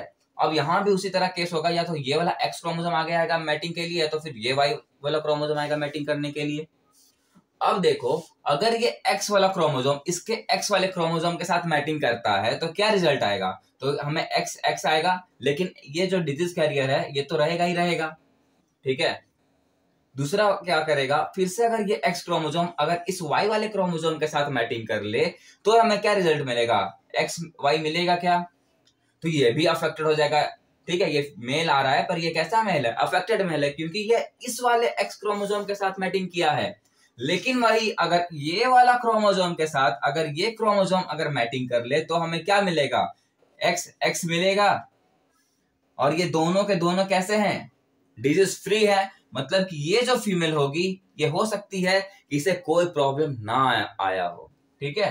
अब मान लेते हैं कि ये जो एक्स क्रोमोसोम है इसके साथ ये वाई क्रोमोसोम अगर मैटिंग कर ले तो क्या होगा, तो होगा एक्स और वाई क्रोमोसोम आएगा। अब ये जो है ये कैसा है, ये मेल का है या फीमेल का है, ये तो फीमेल का था, ये किसका है, ये मेल का है। तो ये मेल जो है ये कैसा मेल है, अफेक्टेड मेल होगा या अनअफेक्टेड मेल होगा, तो ये अनअफेक्टेड मेल है। क्यों, क्योंकि इसका एक्स क्रोमोसोम में तो कुछ प्रॉब्लम ही नहीं था, क्रोमोसोम में प्रॉब्लम तो इस वाले एक्स क्रोमोसोम में प्रॉब्लम था ना, ये तो फ्री था, ये डिजीज फ्री था ना। इसीलिए हम देखे हैं कि वहां पर वो जो मैटिंग करने के बाद जो रिजल्ट आया है उसमें एक मेल में क्या था, प्रॉब्लम था, और एक फीमेल में भी क्या दिखाया गया था कि प्रॉब्लम था। ठीक है, अब तो क्लियर है ना? तो अब तो ये डाउट क्लियर हो गया होगा ना कि ये जो मेल है ये अफेक्टेड कैसे रहा और ये बच कैसे गया, मतलब इससे कोई डिजीज क्यों नहीं हुआ। ठीक है, अब तो क्लियर हो गया होगा। तो चलिए अब आगे बढ़ते हैं।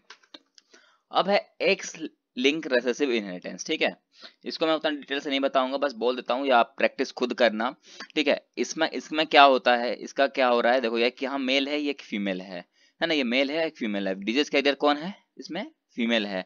फीमेल डिजीज कैरियर है, तो देखने को ये मिल रहा है कि इसमें अगर कैरियर अगर मदर है तो जितने भी सन हो रहे हैं, है ना, सन्स हो रहे हैं, है ना, मतलब कि ये जो मेल हो रहा है प्रॉब्लम उसी को हो रहा है कि नहीं। देख सकते हो यहाँ पर ये मेल जो है वो ठीक था, लेकिन ये फीमेल क्या थी, कैरियर थी। तो जाके जो इनका मैटिंग होने के बाद जो प्रोजेनी मिला, ये जो मेल हो रहे हैं प्रॉब्लम उन्हें ही हो रहा है, अफेक्टेड वही हो रहे हैं कि नहीं। अब मान लिया इस लड़के ने एक लड़की से शादी किया है जो वो भी कैसी है, अफेक्टेड ही है। दोनों के बीच मैटिंग हुआ, तो मैटिंग होने के बाद जो भी देख रहे तीनों तीन प्रोजेनी मिली और तीनों के तीनों कैसे हो गए, अफेक्टेड हो गए। ये कैसे हो गए आपको खुद उसी तरह चेक करना है जैसे मैंने बताया है। जैसे कि आप क्रोमोसोम ले सकते हो, एक्सएस क्रोमोसोम और एक्स वाई क्रोमोसोम, दोनों दोनों को आपको अफेक्टेड लेना है। आप खुद मैटिंग करके देखना, जितने भी रिजल्ट आएंगे सारे के सारे अफेक्टेड ही आएंगे। ठीक है, और ऐसा होता कि sex link recessive traits is more common in male. ठीक है, ये जो सेक्स लिंक रेसेसिव है ना, ये जो डिजीज है ना सेक्स लिंक रेसेसिव, ये मेल में बहुत ही ज्यादा कॉमन है। ठीक है, ये मेल में बहुत ही ज्यादा कॉमन है, ये बहुत ही ज्यादा कॉमन है। ये बहुत ही इंपॉर्टेंट लाइन है, ये इसको आप वीवीआई मान लेना, क्योंकि ये पिछले बार नीट में भी ये क्वेश्चन पूछा गया था, सेक्स लिंक रेसेसिव कौन होता है, मेल होता है या फीमेल होती है। अब ठीक है, उस टाइम आप कंफ्यूज हो जाओगे, इसलिए मैं बता रहा हूँ कि ये बहुत ही इंपॉर्टेंट क्वेश्चन है यहाँ पर। ठीक है, और इसका एग्जांपल है कलर ब्लाइंडनेस और हेमोफीलिया। ये जो है इसके बारे में भी हम स्टडी करेंगे अभी आगे थोड़ी देर में। तो चलो अब वो जो क्वेश्चन हमने पीछे छोड़ा था ना उसको हम देख लेते हैं एक बार। ठीक है, ये वो जो क्वेश्चन हमने देखा था, छोड़ा था पेज, अब वो क्वेश्चन सॉल्व हो जाएगा। देखो हमने क्वेश्चन बोला था ना, x link recessive gene is easily x link recessive gene easily express in, किसमें होगा आप खुद बताओ। अभी हमने खुद किया ना, एक्स लिंक रिसेसिव किसमें जल्दी होता है, मेल या फीमेल, या फिर equal in male and female, या फिर नॉट इजिली एक्सप्रेस। तो आपका आंसर होगा मेल। ठीक है ना, ऑप्शन ए। ठीक है, यह नीट में आया हुआ क्वेश्चन है, नीट 2017 में पूछा गया क्वेश्चन है। ठीक है, और मैंने ये जो नोट्स बनाया है ना इस बेसिस पे बनाया है कि आप बोर्ड्स के जो प्रिपरेशन कर रहे हैं उसके लिए भी इजी हो, और जो नीट की तैयारी कर रहे हैं या फिर जो भी इंट्रेंस एग्जाम के प्रिपरेशन कर रहे हैं उसके लिए भी ये इजी हो। ठीक है ना, इसीलिए मैंने देखो यहाँ पर डेफिनेशन भी लिखा है ताकि आप बोर्ड के लिए आप प्रिपेयर हो सको। ठीक है, और बाकी तो नीट के लिए तो इतना डेफिनेशन की बात नहीं है, बस आपको लॉजिक चाहिए भाई। ठीक है, तो क्वेश्चन भी हमने कर लिया। अब आते हैं ऑटोसोमल रिसेसिव। ठीक है, ऑटोसोमल रिसेसिव क्या कहता है, जैसे कि देख सकते हो आप कि यहाँ पर देखो, तो एक ये क्या है, फीमेल है, ये क्या है, एक मेल है। दोनों के बीच क्या हुई, मैटिंग हुई है, दोनों क्या मिले, प्रोजेनी मिले हैं। तो दोनों जब प्रोजेनी मिले हैं, लेकिन देख लास्ट में देख रहे हैं कि यार यहाँ पर एक जो फीमेल मिली है वो अफेक्टेड है, लेकिन ना तो यहाँ मदर अफेक्टेड थी ना ही फादर। पर ऐसा हुआ कैसे, इसका ठीक है, ये ऐसा तो हमने पढ़ा नहीं अभी तक कि यार अगर मदर ना ही मदर अफेक्टेड है ना ही फादर अफेक्टेड है, लेकिन बच्चे अफेक्टेड कैसे हो गए। ठीक है, इसका कंडीशन क्या है कि बोथ नॉर्मल पेरेंट्स में हैव अफेक्टेड चाइल्ड। जरूरी नहीं है कि मतलब कि अगर पेरेंट्स अफेक्टेड नहीं है तो बच्चे अफेक्टेड नहीं होंगे। ठीक है, हमें पता है ना यार, साइंस में कोई भी लॉ आखिरी नहीं है, कभी भी कुछ भी हो सकता है। ठीक है, इट्स सो जनरेशन स्किप। ठीक है, बहुत ही इंपॉर्टेंट लाइन है, मैंने इसको यहाँ पर हाईलाइट भी किया हुआ है, इट्स सो जनरेशन स्किप। ठीक है, और इसका एग्जाम्पल है ऑटोसोमल रिसेसिव डिसऑर्डर का, कौन कौन सा, सिक्कल सेल एनीमिया, फिनाइलकीटोनुरिया, थैलासीमिया, है ना, ये सारे सारे जो एग्जाम्पल है इसके बारे में भी हम थोड़ी देर में पढ़ेंगे। ठीक है, बस लास्ट टॉपिक और है, एक है ऑटोसोमल डोमिनेंट। ठीक है, ऑटोसोमल डोमिनेंट क्या है, तो ऑटोसोमल डोमिनेंट जस्ट का अपोजिट है। देखो यहाँ देखने को मिल रहा होगा कि यहाँ पर उसमें क्या था कि दोनों के दोनों पेरेंट कैसे थे, डिजीज फ्री थे, लेकिन यहाँ डोमिनेंट में क्या है, दोनों के दोनों डिजीज कैरियर हैं, है ना, दोनों के दोनों जो पेरेंट है वो डिजीज कैरियर हैं। अब इससे जो बच्चा हो रहा है, जो मेल जो हो रहा है उसी को प्रॉब्लम हुआ है। ठीक है, ऐसा क्यों, तो बहुत यहाँ क्या लिखा हुआ है कि बहुत अफेक्टेड पेरेंट्स में हैव नॉर्मल चाइल्ड। ये जरूरी नहीं कि जो दोनों के दोनों अगर अफेक्टेड हैं तो जरूरी नहीं कि ये बच्चा जो है वो हमेशा अफेक्टेड ही है, ये भी जरूरी नहीं है, ये बताता है ऑटोसोमल डोमिनेंट। ठीक है, generally do not show generation skip, और इसमें जो है जनरेशन स्किप शो नहीं होता है। और ये भी क्वेश्चन बहुत इंपॉर्टेंट है, ये भी नीट में आ चुका है कि ऑटोसोमल डोमिनेंट में क्या फिर जनरेशन स्किप होता है या नहीं होता है, या ठीक है, इससे रिलेटेड एक क्वेश्चन आया हुआ था, तो इसलिए मैं नीट जो प्रिपरेशन कर रहे हैं उसके लिए बहुत ही इंपॉर्टेंट पॉइंट है ये, ठीक है। और इसका एग्जाम्पल भी यहाँ पर देख सकते हैं। तो अब पढ़ना है हमें पॉपुलेशन जेनेटिक्स, ठीक है। वैसे तो ये टॉपिक बोर्ड्स में नहीं है, लेकिन जो अभी एंट्रेंस एग्जाम के प्रिपरेशन कर रहे होंगे उनके लिए बहुत इंपॉर्टेंट है ये टॉपिक्स, ठीक है। इसलिए मैं यहाँ बता रहा हूँ क्योंकि मैंने नोट्स इसी हिसाब से बनाया है कि आप बोर्ड्स जो दे रहे हैं उनके लिए भी कोई प्रॉब्लम ना हो और जो एंट्रेंस एग्जाम दे रहे हैं उन्हें भी कोई दिक्कत ना आए, ठीक है। तो जीन पूल का कहने का मतलब यही है कि बस जैसे कि जीन जो बहुत सारे जीन जब एक जगह आकर मिलते हैं और उससे जो रिप्रोडक्शन करने के बाद जो पॉपुलेशन बनता है उसको कहते हैं जीन पूल, ठीक है। जीन दूसरा डेफिनेशन आता है जीन फ्लो। जीन फ्लो को अपन हम जीन माइग्रेशन भी बोलते हैं, ठीक है। जीन फ्लो का मतलब भी क्या समझ में आ रहा है कि जीन का फ्लो होना मतलब बहना। अब ऐसा तो है नहीं यार, पानी तो है नहीं जीन जो बहेगा, तो हम देख लेंगे। तो एक्चुअली होता क्या है, जैसे कि मानो एग्जांपल एक देता हूँ, जैसे कि कोई पेरेंट्स है, एक मेल पेरेंट एक फीमेल पेरेंट, ठीक है। दोनों का जब दोनों मैटिंग करते हैं, मैटिंग करने के बाद जो जायगोट बनता है, जो प्रोजेनी मिलती है, तो ऐसा तो है ना कि जो पेरेंट का ही तो जीन आता है बच्चे में, ना पेरेंट का ही जीन तो आ रहा है ना ऑफ स्प्रिंग में, यानी कि प्रोजेनी में। तो वो जो जीन का फ्लो हो रहा है पेरेंट टू ऑफ स्प्रिंग, ठीक है, उस फ्लो को कहते हैं जीन फ्लो या फिर जीन माइग्रेशन, ठीक है। तीसरा है जीन लोड। जीन लोड कहता है जैसे कि जो जीन आ रहा है, जैसे कि है ना, जो जीन पेरेंट से ऑफ स्प्रिंग में जा रहा है, वो फिट है तो फिट रहेगा, अनफिट रहेगा अनफिट। अगर पेरेंट है तो जो जीन जाएगा वो तो अनफिट जीन ही जाएगा, तो बच्चों को भी तो प्रॉब्लम होगा ना। इसीलिए इसी की इसका डेफिनेशन आप पढ़ लोगे तो आप समझ जाओगे, ठीक है, जेनेटिक लोड का। इसका एग्जांपल अगर दो तो देखो, जैसे कि खल्ली को सभी जानते हैं ना कि द ग्रेट खल्ली। ऐसा तो नहीं है वो फाइटर था, वो बॉक्सर था तो उसका बेटा भी बॉक्सर ही बनता, ऐसा तो है नहीं। पर हाँ, ये जरूरी है कि उनका उसका अगर जीन फिट है तो उसका बच्चे का भी जीन जो होता है वो। तो आप पढ़ते हैं जीन फ्रीक्वेंसी, ठीक है। जीन फ्रीक्वेंसी को हम एलिल फ्रीक्वेंसी बोलते हैं क्योंकि हम पता है जीन के क्या है अल्टरनेटिव फॉर्म को हम एलिल बोलते हैं। तो जीन फ्रीक्वेंसी बोले या एलिल फ्रीक्वेंसी बोले, बात एक ही है। और जीन फ्रीक्वेंसी दिए थे हार्डी बिम्बर्ग अंकल ने। अब हार्डी बिम्बर्ग अंकल ने इसको समझाया एक फॉर्मूले के हिसाब से, ठीक है। उस वो फॉर्मूला क्या था, P square plus 2pq plus Q square बराबर 1 होता है। उनका कहने का मतलब ये था। अब ठीक है, अब पी इसमें जो पी क्यू दिख रहा है, पी क्यू जो है वो किसको रिप्रेजेंट करते हैं, तो वो रिप्रेजेंट करता है allele frequency of different alleles, ठीक है। डिफरेंट एलिल्स का फ्रीक्वेंसी को वो रिप्रेजेंट करता है, ठीक है। पी स्क्वायर रिप्रेजेंट करता है होमोजाइगस डोमिनेंट जीनोटाइप को, और क्यू स्क्वायर रिप्रेजेंट करता है होमोजाइगस रेसेसिव को। तो अब कुछ समझ नहीं आ रहा होगा क्या होमोजाइगस रेसेसिव है और कौन होमोजाइगस डोमिनेंट है, क्या मतलब ये रिप्रेजेंट कैसे कर रहा है, तो अभी क्लियर हो जाएगा, ठीक है। देखो, ये जो पी स्क्वायर है ना, पी स्क्वायर को मान लेते हैं अपन ए, कैपिटल ए और कैपिटल ए, और कैपिटल ए और कैपिटल ए हमें दिख रहा होगा यार कैसा क्रोमोजोम है, ये होमोजाइगस क्रोमोजोम है। सिंपल सी बात है, दोनों के दोनों सेम ट्रेड से बिलोंग कर रहे हैं, है ना, दोनों के दोनों डोमिनेंट है, तो कैसे हो जाएंगे, होमोजाइगस हो जाएंगे। तो ये होमोजाइगस क्रोमोजोम है। तो वही तो हमने कहा था कि पी स्क्वायर जो है रिप्रेजेंट किसको कर रहा है, होमोजाइगस डोमिनेंट को कर रहा है, और दोनों दोनों डोमिनेंट तो है ही।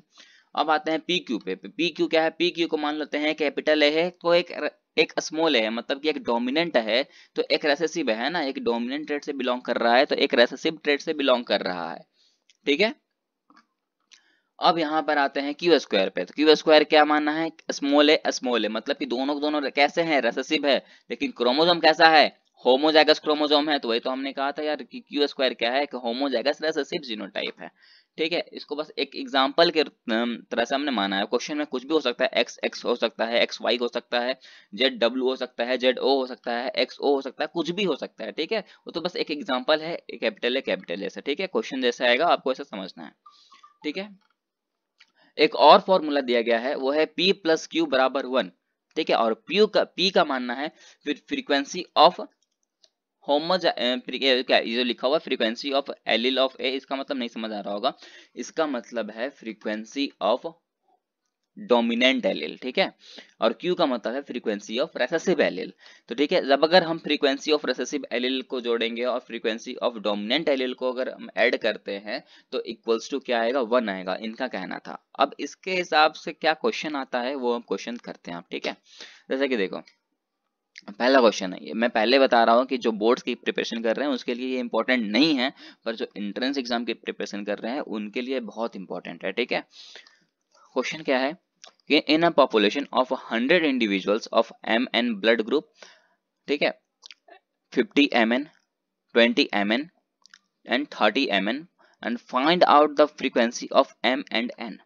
अब देखो क्वेश्चन क्या है, कह रहा है आपसे, ठीक है, पहले क्वेश्चन को समझो। क्वेश्चन ये कह रहा है कि आप 100 इंडिविजुअल का पॉपुलेशन है, वो भी ब्लड ग्रुप कौन सा है, MN ब्लड ग्रुप है, जिसमें कि तीन हमें दिया गया है, कौन सा, 50 MN है, 20 MN है और 30 MN है। अब हमें फाइंड करना है कि फ्रीक्वेंसी बताओ, M की फ्रीक्वेंसी कितनी है और कैपिटल N की फ्रीक्वेंसी कितनी है। तो हमें निकालना कैसे है, सो देखो पहले तो आप देख लेते हैं कि कैपिटल M का फ्रीक्वेंसी कितना है। तो कैपिटल M कितना है, 50 है। कैपिटल M और कैपिटल N का फ्रीक्वेंसी कितना है, 20 है। और NN का फ्रीक्वेंसी है 30। हमें क्या किया, टोटल M जिन को लिया, सिर्फ M जिन, ठीक है ना, M जिन का पहले क्या किया, टोटल M जिन को लिया। तो टोटल M जिन कितने थे, टोटल M जिन यहाँ पर देखो कितने हैं, 50 हैं, ठीक है, 50 इंटू 2। अब 50 इंटू 2 क्यों किया, 50 इंटू 2 इसलिए किया क्योंकि हमें पता है जो कैपिटल M है ना, तो एक M के बराबर भी 50 है, ठीक है, एक M के बराबर 50 है। और M कितने यहाँ पर, 2M है, तो 2M है तो हमने 2 से मल्टीप्लाई कर दिया। अब यहाँ पर दाओ, यहाँ MN है, तो मतलब यहाँ पर N बराबर भी 20 होगा और M बराबर भी 20 होगा। तो हमने यहाँ पर क्या लिया, फिर से 20 लिया। अब टोटल कैलकुलेट करेंगे तो क्या आएगा, 120 आएगा। और उसी तरह टोटल N जिन को भी निकालो, तो यहाँ N जिन कितने होंगे, यहाँ 30 है, यहाँ पर देखो एक N बराबर 30 है, तो 2N बराबर कितने हो जाएंगे, 60। अब यहाँ पर आओ तो यहाँ पर 20 MN है, मतलब कि 20 N है और 20 M छिपा है। तो यहाँ पर 20 N को ऐड करेंगे, टोटल क्या हो जाएगा, 60 प्लस 20 कितना हो जाएगा, 80 हो जाएगा। अब अगर हम टोटल जीन कैलकुलेट करें तो टोटल जीन कितने हो रहे हैं, 200। अब हमें पता है, अब हम फ्रीक्वेंसी किसका निकालना है, M का निकालना है और N का निकालना है। तो हमें पता है फ्रीक्वेंसी निकालने किस तरह निकालते हैं, ठीक है, जिसका फ्रीक्वेंसी निकालना है उसको ऊपर रखो और टोटल नंबर ऑफ जीन से डिवाइड दे दो तो आंसर आ जाएगा। तो हमने क्या किया, वही तो किया। अब M जीन कितने थे, टोटल M जीन हमारे 120 थे, तो 120 लिया। हमारे M प्लस N कितने आ रहे थे, 200 आ रहे थे, डिवाइड किया, आंसर कितना आया, 0.6। ठीक है, फ्रीक्वेंसी हमने निकाला N का भी निकाला, उसी तरह N हमारा कितना था, 80 था। हमने टोटल कितना निकाला, 200, डिवाइड दिया तो क्या आंसर आया, 0.4 आया। अब ये हमारा अभी भी फाइनल आंसर नहीं हुआ। क्यों नहीं हुआ, क्योंकि इसने ये नहीं बोला कि M और N का निकालो, ये बोला कि find out the frequency of M and N। मतलब ये अभी तक क्लियर नहीं किया है कि हमें N का निकालना है या M का निकालना है या दोनों का। तो जब इस केस में ऐसा क्वेश्चन आए ना तो हमें दोनों का ही निकालना रहता है, याद रखना, ठीक है। तो हमने क्या किया, 0.6 N का M का था, M का लिया, और 0.4 किसका था, N का था, उसको ऐड कर दिया। टोटल फ्रीक्वेंसी हमारी कितनी आ गई, 1.0। तो ये हमारा फाइनल आंसर होगा, ठीक है। अगर ये पूछता सिर्फ M का बताओ तो हम सिर्फ M का बताते हैं, सिर्फ N का पूछता तो N का बताते, दोनों का पूछा तो दोनों का हमने बता दिया, ठीक है। ये एक क्वेश्चन मैंने हेल्प कर दिया बनाने में। अब अगला क्वेश्चन आप खुद बनाओगे। क्वेश्चन क्या कह रहा है, in a random population frequency of recessive phenotype is 0.09, then what is the frequency of heterozygous genotype, ठीक है। अब इसमें करना क्या है, देखो ये क्वेश्चन मैं अभी कराऊंगा नहीं, आपको खुद प्रैक्टिस करना है, ठीक है। फिर भी ये आप नहीं कर पाओ तो ये नोट्स में मैं अवेलेबल करवा दूंगा, आप उसमें चेक कर लेना। मैं बता देता हूँ अभी इसमें करना क्या है, ठीक है। अभी हमने थोड़ी देर पहला पढ़ा है कि हार्डी-मेम्बर प्रिंसिपल, ठीक है। इसमें कि पढ़ा क्या था, p² plus 2pq plus q²। तो हमें यहाँ याद होगा कि यहाँ पर फ्रीक्वेंसी के बारे में हमने जिक्र किया था। तो यहाँ पर किसकी फ्रीक्वेंसी दी हुई है, फ्रीक्वेंसी दी हुई है रेसेसिव फिनोटाइप की। आपको निकालना है फ्रीक्वेंसी ऑफ हेटेरोजाइगस जीनोटाइप, ठीक है। और हेटेरोजाइगस जीनोटाइप जैसे कि 2pq, याद है 2pq, उसकी फ्रीक्वेंसी आपको फाइंड आउट करनी है। इसकी आंसर मैं बता देता हूँ कि डी होगा, 42% आएगा, ठीक है। कैसे आएगा प्रैक्टिस कर सकते हो। दूसरा क्वेश्चन क्या है, दूसरा क्वेश्चन ये है कि if a couple has 4 girls the probability of 5th child being male is. बताओ, क्वेश्चन कह रहा है कि एक कपल है जिसके कि 4 गर्ल्स ऑलरेडी हो चुके हैं, बताना है कि जो 5th चाइल्ड होगी उसका मेल होने का कितना चांस है, ठीक है। 50%, 25%, 75%, 100%। ये भी बहुत ही इजी है, आपको कुछ भी नहीं करना है, आपको क्रॉस करना है, ठीक है। क्या करना है, क्रॉस करना है। ऐसे क्रॉस करोगे तो हमें पता है कि क्रोमोसोम हमें निकालना है, आपको एक्स क्रोमोसोम और XY क्रोमोसोम के बीच क्या करना है, क्रॉस करना है आपको। और आपको चेक करना है कि जो जो प्रोजेनी आ रही है वो कितना % मेल का है और कितना परसेंट फीमेल आ रहा है, ठीक है। तो वही जो जो चांस आएगा वही चांस इसका आंसर होगा। तो मैं इसका आंसर बता देता हूँ आपको कि इसका आंसर जो होगा वो 50% आएगा। वो कैसे, अगर आप निकाले तो अच्छी बात है, नहीं निकाल पाओ तो आप नोट्स में चेक कर लेना, पर प्रैक्टिस जरूर करना, ठीक है। तीसरा क्वेश्चन बहुत ही ईजी है। तीसरा क्वेश्चन है कि on which plant Mendel had carried out the investigation. बताओ अब ये तो बताना ही पड़ेगा यार। लेकिन अब कोई देखो, तो यहाँ सभी को पता है कि यार पी पे स्टडी की थी। अब कौन से पी पे स्टडी की थी? गार्डन पी पे स्टडी की थी, वाइल्ड पी पे स्टडी की थी, काउ पी पे स्टडी की थी, पिजन पी पे स्टडी की थी। तो यार इतना सब सोचने की जरूरत नहीं है, हमने सिर्फ और सिर्फ गार्डन पी पर ही तो स्टडी किया है। बहुत सारे वेरिएंट्स उसी पे तो देखे, कैरेक्टर भी तो, ट्रेड्स भी देखे, है ना। तो इसका आंसर क्या होगा? ए होगा, गार्डन पी, ठीक है।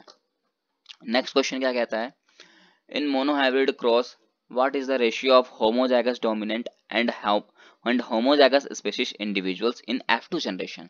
अब बताओ यार, ये तो बहुत ही इजी है। मोनोहाइब्रिड क्रॉस सभी ने किया था, इसका आंसर सभी को पता होगा कि 1:2:1 ही होता है। हमारा आंसर क्या था F2 जनरेशन में? 1:2:1 ही तो था। गुड, तो ऑप्शन क्या हो जाएगा? ए हो जाएगा। अब फिर दूसरा क्वेश्चन आते हैं। क्वेश्चन क्या कहता है? The cross between recessive to its hybrid और its F1 plant is called, ठीक है। अब बताओ कि हमने कौन सा क्रॉस पढ़ा था जिसमें F1 जो जनरेशन था उसका क्रॉस किसके साथ करवा रहे थे? रेसेसिव के साथ करवा रहे थे। अब बताओ इसमें से कौन सा क्रॉस होगा? Back cross, test cross, monohybrid cross या फिर डाईहाइब्रिड क्रॉस? तो सिंपल सा एग्जाम हमने याद है कि ये टेस्ट क्रॉस में था, ठीक है। टेस्ट क्रॉस पे तो पढ़ा था कि F1 जनरेशन के साथ हम किसका क्रॉस करवाते हैं? रिसेसिव पेरेंट का क्रॉस करवाते हैं। बैक क्रॉस क्यों नहीं हो सकता? क्योंकि उसमें दोनों क्रॉस करवाते हैं। और मोनोहाइब्रिड क्रॉस, डाईहाइब्रिड क्रॉस में तो ऐसा कोई क्रॉस था ही नहीं। तो ये तो बहुत इजी क्वेश्चन था, ठीक है। फिर आते हैं, how many plants are dihybrid in F2 generation of dihybrid cross? तो इसका आंसर हो जाएगा 4, ठीक है। ये 4 कैसे होगा? तो हमें याद होगा कि जब हम डाईहाइब्रिड क्रॉस जब कर रहे थे तो हमें याद होगा कि हम क्रॉस कैसे कर रहे थे? हम क्रॉस कर रहे थे दो डिफरेंट ट्रेड के साथ। कौन कौन सा था? Capital R, capital R, capital Y, और एक था इधर small R, small R, small Y, small Y. जो हमें पता है इधर दोनों में से एक कैपिटल आर आगे आ रहा था, दोनों में से एक कैपिटल वाई आगे आ रहा था। इधर भी दोनों में से एक स्मॉल आर आगे आ रहा था, इधर भी दोनों में से एक कैपिटल स्मॉल वाई आगे आ रहा था। तो हमारा हमने रिजल्ट कितना मिल रहा था? ये 4 ट्रेड्स मिल रहे थे ना। तो मतलब कि हमने कितने प्लांट यूज किया था? हमने 4 प्लांट को एक्सपेरिमेंट किया था। जेनेटिक डिसऑर्डर का मतलब क्या होता है? जेनेटिक डिसऑर्डर का मतलब होता है जीन में होने वाले प्रॉब्लम्स, ठीक है। तो ये भी 2 टाइप्स के होते हैं, एक है मेंडेलियन डिसऑर्डर, एक होता है क्रोमोसोमल डिसऑर्डर, ठीक है। अब मेंडेलियन डिसऑर्डर में कौन कौन से डिजीज आते हैं? तो पहला डिजीज है हमारा कलर ब्लाइंडनेस, दूसरा है हेमोफीलिया, तीसरा होता है सिकल सेल एनीमिया, चौथा है फिनाइलकेटोनुरिया और लास्ट है थैलासीमिया, ठीक है। अब क्रोमोसोमल डिसऑर्डर में कौन कौन से डिजीज आते हैं? तो क्रोमोसोमल डिसऑर्डर के कारण होता है डाउन सिंड्रोम, काइनफिल्टर सिंड्रोम और टर्नर सिंड्रोम, ठीक है। अब हम इस एक का करके हम सारे के बारे में स्टडी करेंगे। सबसे पहले स्टार्ट करते हैं इस मेंडेलियन डिसऑर्डर के बारे में। उसमें भी सबसे पहला कौन है? तो कलर ब्लाइंडनेस, ठीक है। तो अब कलर ब्लाइंडनेस क्या है? कलर ब्लाइंडनेस में होता क्या है ना कि वो कंफ्यूजन होता है हमें रेड कलर और ग्रीन कलर को लेकर के, ठीक है। उसको पहचानने में प्रॉब्लम आती है कि ये रेड कलर है या ग्रीन कलर है, ठीक है। और ये जो डिजीज है वो सेक्स लिंक रेसेसिव होता है। कैसा होता है? सेक्स लिंक रेसेसिव होता है। और ये 8% मेल में कॉमन है और 0.4% फीमेल में ये कॉमन डिजीज है, ठीक है। दूसरा डिजीज है हमारा हेमोफीलिया। हेमोफीलिया भी कैसा है? सेक्स लिंक रेसेसिव होता है। ये जो हेमो का मतलब होता है उस ब्लड, और फीलिया का मतलब होता है लव। तो इसका मतलब ये नहीं कि ये बहुत ही अच्छा है, ऐसा कुछ भी नहीं है। ये ऐसा डिजीज है जिसके कारण क्या होता है कि ब्लड का जो क्लॉटिंग होता है वो नॉन स्टॉप ब्लीडिंग होता है। मतलब कि ब्लड अगर बहना शुरू हो जाए बॉडी पार्ट से तो वो जल्दी रुकेगा ही नहीं है, नॉन स्टॉप ब्लीडिंग होता है, ठीक है।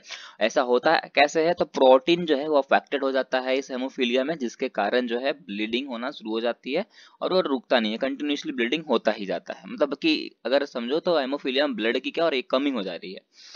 अब होता है ऐसे जैसे कि ये मेल है और ये फीमेल है ना। और ये मेल का क्रोमोसोम है XY और ये फीमेल का क्रोमोसोम है XX। ये नॉर्मल कंडीशन पर है, ठीक है।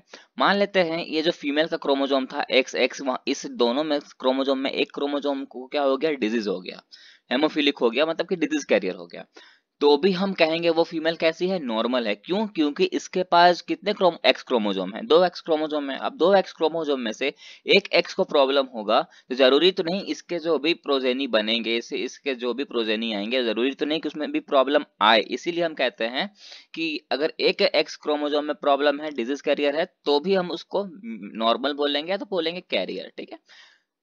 अब लेकिन वही अगर मेल में हो जाए, जैसे कि एक यहाँ देख सकते हैं एक एक्स क्रोमोजोम है और वो भी कैसा हो गया है, डिजीज कैरियर हो गया है, तो हम कहेंगे ये मेल कैसा है, अफेक्टेड है। क्यों?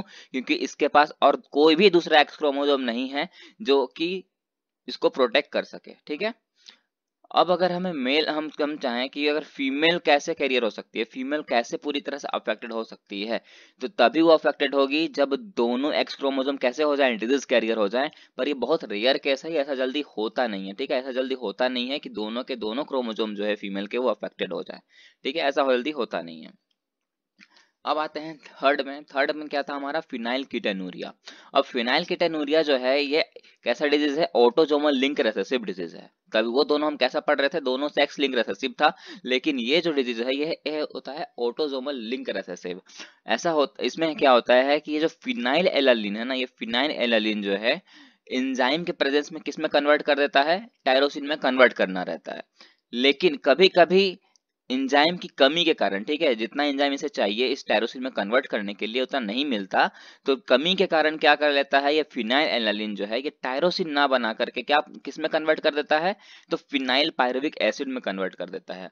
और इस फिनाइल पायरुविक एसिड को ही कहते हैं हम फिनाइल कीटो एसिड, और पूरे के प्रोसेस को कहते हैं फिनाइल कीटोनूरिया। तो ये फिनाइल कीटोनूरिया कर क्या रहा है कि एंजाइम का कमी लाता है, जिसके कारण जो चाहिए हमें वो मिल नहीं पाता है ना, ये मिल नहीं पाता। अब आते हैं नेक्स्ट हमारा है सिक्कल सेल एनीमिया। ये एक ऐसा डिजीज है, ये है ऑटोसोमल लिंक रिसेसिव, ठीक है। इसमें क्या होता है कि जो ग्लूटामिक एसिड है ना, इसका सब्स्टिट्यूशन होता है इस वैलिन के थ्रू, ठीक है। और ये वैलिन कहाँ प्रेजेंट होता है, तो 6th position of haemoglobin chain, ठीक है। जो हेमोग्लोबिन का जो चेन होता है उसके 6th पोजीशन पर ये सिक्कल सेल ये जो वैलिन है वो प्रेजेंट होता है, ठीक है। लास्ट डिजीज है थैलेसीमिया। थैलेसीमिया कैसा डिजीज है, ये भी ऑटोसोमल लिंक रिसेसिव डिजीज है। इसमें क्या होता है ना, ये जो है हेमोग्लोबिन चेन की कमी के कारण आता है। थैलेसीमिया कैसे होता है, तो हेमोग्लोबिन चेन की कमी के कारण थैलेसीमिया होता है, ठीक है। इसका ट्रिक है बस कि हेमोग्लोबिन में चेन लेस था, मतलब क्या था, लेस का मतलब क्या होता है, कम, मतलब कि हेमोग्लोबिन का चेन की कमी के कारण होने वाला डिजीज है ये थैलेसीमिया। और ये थैलेसीमिया जो है दो टाइप्स के होते हैं, एक होता है अल्फा, एक होता है बीटा, ठीक है। ये ए बी लिख दिया मैंने, एक है ये इसका मतलब है अल्फा और इसका मतलब है बीटा, ठीक है, इसका मतलब है बीटा। तो बीटा तब अगर अल्फा चैन की कमी के कारण अगर अल्फा हेमोग्लोबिन चैन के कारण अगर डिजीज हुआ तो कहेंगे उसको अल्फा थैलेसेमिया, और अगर बीटा चैन की कमी कारण होता तो हम कहेंगे उसको बीटा थैलेसेमिया, ठीक है। बहुत ही सिंपल था। अब हमने क्या कर लिया, अब हमने कंप्लीट कर लिया जो हमने पढ़ा जेनेटिक डिसऑर्डर में, मेंडेलियन डिसऑर्डर हमारा क्या हो गया, कंप्लीट हो गया। अब बचा क्या हमारा इस क्रोमोसोमल डिसऑर्डर। अब इसमें बहुत ही मजा आने वाला है क्योंकि ये बहुत ही इंटरेस्टिंग है, ठीक है। डाउन सिंड्रोम क्या है, डाउन सिंड्रोम जो है एक डिजीज है जिसको दिया किसने था, लैगडन डाउन ने दिया है। कब दिया है, 1866 में दिया है, ठीक है, 1866 में दिया है। अब इसमें होता क्या है, तो जो 21st क्रोमोसोम होता है उसका ये ट्राइजोमी बनाता है, ठीक है। इस ट्राइड जो है 21st क्रोमोसोम का क्या बना देता है, ट्राइजोमी बना देता है, जिसके कारण हाइट में डिक्रीज हो जाता है, थोड़ा राउंड हेड हो जाता है और फ्लॉट टंग होता है और पार्शियली ओपन माउथ हो जाता है, मतलब माउथ जो है पूरा बंद नहीं रहेगा जल्दी, ठीक है। जिस तरह इमेज आप देख सकते हो कि इस इंसान को कि किस तरह छोटा दिख रहा होगा, हाइट इनकी क्या हो गई, डिक्रीज हो चुकी है, ठीक है। राउंड हेड होता है थोड़ा, तो ये हुआ कैसे है, तो इसी डाउन सिंड्रोम के कारण इनको ऐसा हुआ है, ठीक है। अब दूसरा डिजीज क्या है, काइनफिल्टर सिंड्रोम। काइनफिल्टर सिंड्रोम में क्या होता है ना कि एक एक्स क्रोमोसोम का एडिशन हो जाता है। जैसा कि आप देख सकते हो कि मेल का क्रोमोसोम कैसा होता है, एक्स वाई होता है, लेकिन यहाँ पर क्या है, एक्स एक्स वाई है, मतलब एक एक्स क्रोमोसोम जो है, ये वाला क्रोमोसोम जो है वो एक्स्ट्रा है ना, जिसके कारण क्या हो जाता है कि फीमेलनेस को शो कर दे रहा है, मतलब कि जो मेल है उसको एस्टेराइल बना दे रहा है। क्या बना दे रहा है, एस्टेराइल बना दे रहा है, ठीक है। और फीमेनाइन कैरेक्टर का डेवलपमेंट करा देता है। जिस तरह आप देख सकते हो कि ये जो एक मेल था, लेकिन ये इस काइनफिल्टर सिंड्रोम के कारण, इस एक्स क्रोमोसोम के एडिशन के कारण क्या हो रहा है कि सेकेंडरी कैरेक्टर, सेक्सुअल कैरेक्टर जो है उनका डेवलपमेंट हो जा रहा है, ठीक है। और लास्ट है Turner syndrome. Turner syndrome just इसका अपोजिट है। ये होता था मेल को, तो इसमें किसको प्रॉब्लम होगी, फीमेल को प्रॉब्लम होती है। इसमें क्या होता है ना कि एक एक्स क्रोमोसोम की डिफिशियंसी आ जाती है। जैसा कि देख सकते हो इसका क्रोमोसोम है XO, मतलब कि इसमें जो एक एक्स क्रोमोसोम है इसकी क्या आ गई, डिफिशियंसी आ गई है। अब डिफिशियंसी आने के कारण क्या हो जाएगा कि फीमेल जो है वो एस्टेराइल हो जाएगी, इसकी जो ओवेरी होती है वो रूडिमेंट्री ओवरीज में कन्वर्ट हो जाएगी, और इसमें lack of secondary sexual character आ जाता है। इसका इमेज आप गूगल पे सर्च करके देख सकते हो, ठीक है। थोड़ी मेहनत तो कर लो यार, ठीक है। तो ये चैप्टर होता है खत्म, लेकिन कुछ क्वेश्चन हमें करना है, ठीक है। चलिए, तो ये क्वेश्चन को रीड करो। क्वेश्चन में क्या लिखा है कि what would be the nature of children in a colour blind women marry a normal man, ठीक है। तो मैं इसका भी आपको आंसर यहाँ पर सॉल्व करके नहीं बताऊंगा, इसका आंसर मैं आपको नोट्स में अवेलेबल करवा दूंगा, ठीक है। यहाँ पर आपको खुद से प्रैक्टिस करनी है, बस मैं आपको क्लू बताऊंगा, ठीक है, आपको सॉल्व कैसे करना है। तो आपको क्वेश्चन क्या कह रहा है कि क्वेश्चन ये कह रहा है कि बताओ कि अगर किसी कलर ब्लाइंड वुमेन की का शादी अगर किसी नॉर्मल मैन के साथ हो जाता है तो उससे क्या प्रोजेनी आगे बनेगा, वो आपको इस ऑप्शन में देख करके बताना है, ठीक है। तो इसको सॉल्व करना पड़ेगा तभी तो आप बता पाओगे। तो सॉल्व कैसे करना है कि पहले आपको इस फीमेल का क्रोमोसोम पता होना चाहिए, दूसरा आपको मेल का क्रोमोसोम पता होना चाहिए। फीमेल का क्रोमोसोम क्या होता है, एक्स एक्स, और मेल का क्रोमोसोम कैसा होता है, XY होता है। और हमें पता है कि ये इसमें कैरियर कौन है, कलर ब्लाइंड कौन है, मेल या फीमेल, तो फीमेल है, ये क्रोमोसोम है। याद करो कि हमने थोड़ी देर पहले भी हेमोफिलिक पढ़ा था, याद करो, ये देखो, ठीक है। इसमें हमने क्या बोला था कि अगर किसी फीमेल को अफेक्टेड होना है तो उसके दोनों एक्स क्रोमोसोम कैसे होना चाहिए, डिजीज कैरियर होने चाहिए, तभी वो अफेक्टेड होंगे, ठीक है।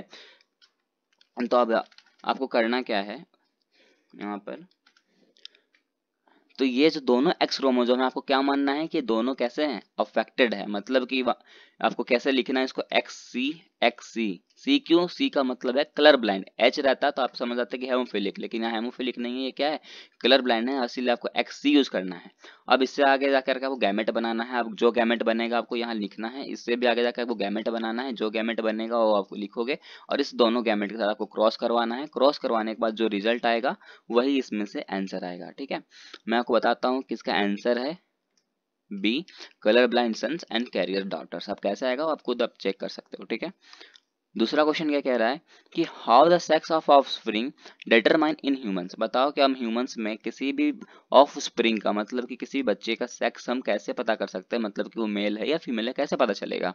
ऑप्शन क्या कह रहा है कि सेक्स क्रोमोसोम ऑफ मदर, मतलब मदर के सेक्स क्रोमोसोम को देखेंगे तो हम पता कर सकते हैं, या तो फिर हम साइज ऑफ ओवम या साइज ऑफ स्पर्म, या तो फिर हम फादर का क्रोमोसोम जो है सेक्स क्रोमोसोम उसको देखेंगे तो बता सकते हैं। तो अब देखो, तुरंत जल्दीबाजी में आंसर मत देना, जल्दीबाजी में दोगे तो आप गलत दे दोगे। इसका सही आंसर होगा 4, ठीक है। वो कैसे होगा, क्योंकि हमें पता है कि पहले से ही बोलता आ रहा हूँ कि जो मेल का क्रोमोसोम होता है XY होता है, और फीमेल का क्रोमोसोम होता है XX, मतलब इससे जो गैमेट बनता है सिर्फ क्या गैमेट बनेगा, आगे जाकर के सिर्फ X ही तो देगी ना ये, लेकिन ये जो मेल है इस हमारे पास तो दोनों क्रोमोसोम प्रेजेंट है, एक्स क्रोमोसोम भी वाई क्रोमोसोम भी। अब डिपेंड किस पे कर रहा है, हमारे क्रोमोसोम पे ना, कि ये कौन सा क्रोमोसोम जाकर के इस गैमेट से जाकर के फर्टिलाइजेशन करे, मैटिंग करे, है ना। या तो अगर एक्स वाला मैटिंग करेगा तो लड़की, और अगर ये वाई वाला मैटिंग करता है तो क्या मिलेगा, लड़का मिलेगा। तो मतलब कि डिपेंड किस पे कर रहा है कि मेल हो या फीमेल हो, लड़का जो मेल है उसके क्रोमोसोम पर, ठीक है। तो इसका आंसर क्या जाएगा, सेक्स क्रोमोसोम ऑफ फादर, ठीक है। तो यहाँ पर हमारा ये जो चैप्टर है वो खत्म होता है। थैंक अरे अरे, रुको जरा, सब्र करो। थोड़ा चैप्टर फिनिश नहीं हुआ कि आप तुरंत जा रहे हो, थोड़ा सा बात कर लेते हैं चैप्टर के बारे में कि आपको चैप्टर कैसा लगा, है ना। तो आपने चैप्टर में पढ़ा क्या, चैप्टर के बारे में हमने देख लिया था कि हमने पहले ही बात किया था कि चैप्टर में क्या पढ़ना होता है। तो पहले हमने चैप्टर में पढ़ा कि सेल क्या होता है ना, फिर हेरिडिटी के बारे में समझा, फिर साइंटिस्ट के कुछ नाम देखे, फिर हमने कुछ एक्सपेरिमेंट किया, मेंटल साइंटिस्ट सबसे फेमस थे वो भी हमने देखा, क्या क्रॉस किया था, एलिल क्या था, इतने सारे क्रॉस किए थे, dihybrid cross, monohybrid cross, है ना। फिर हमने जीन के बारे में, डीएनए के बारे में भी जान लिया कि हम इससे में क्या पढ़ते हैं, है ना।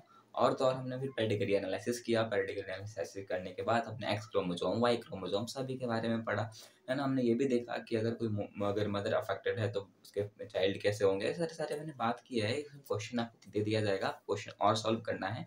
आप मेरे को कमेंट करना कि आपको इस चैप्टर में सबसे ज़्यादा इंटरेस्टिंग कौन सा पार्ट लगा।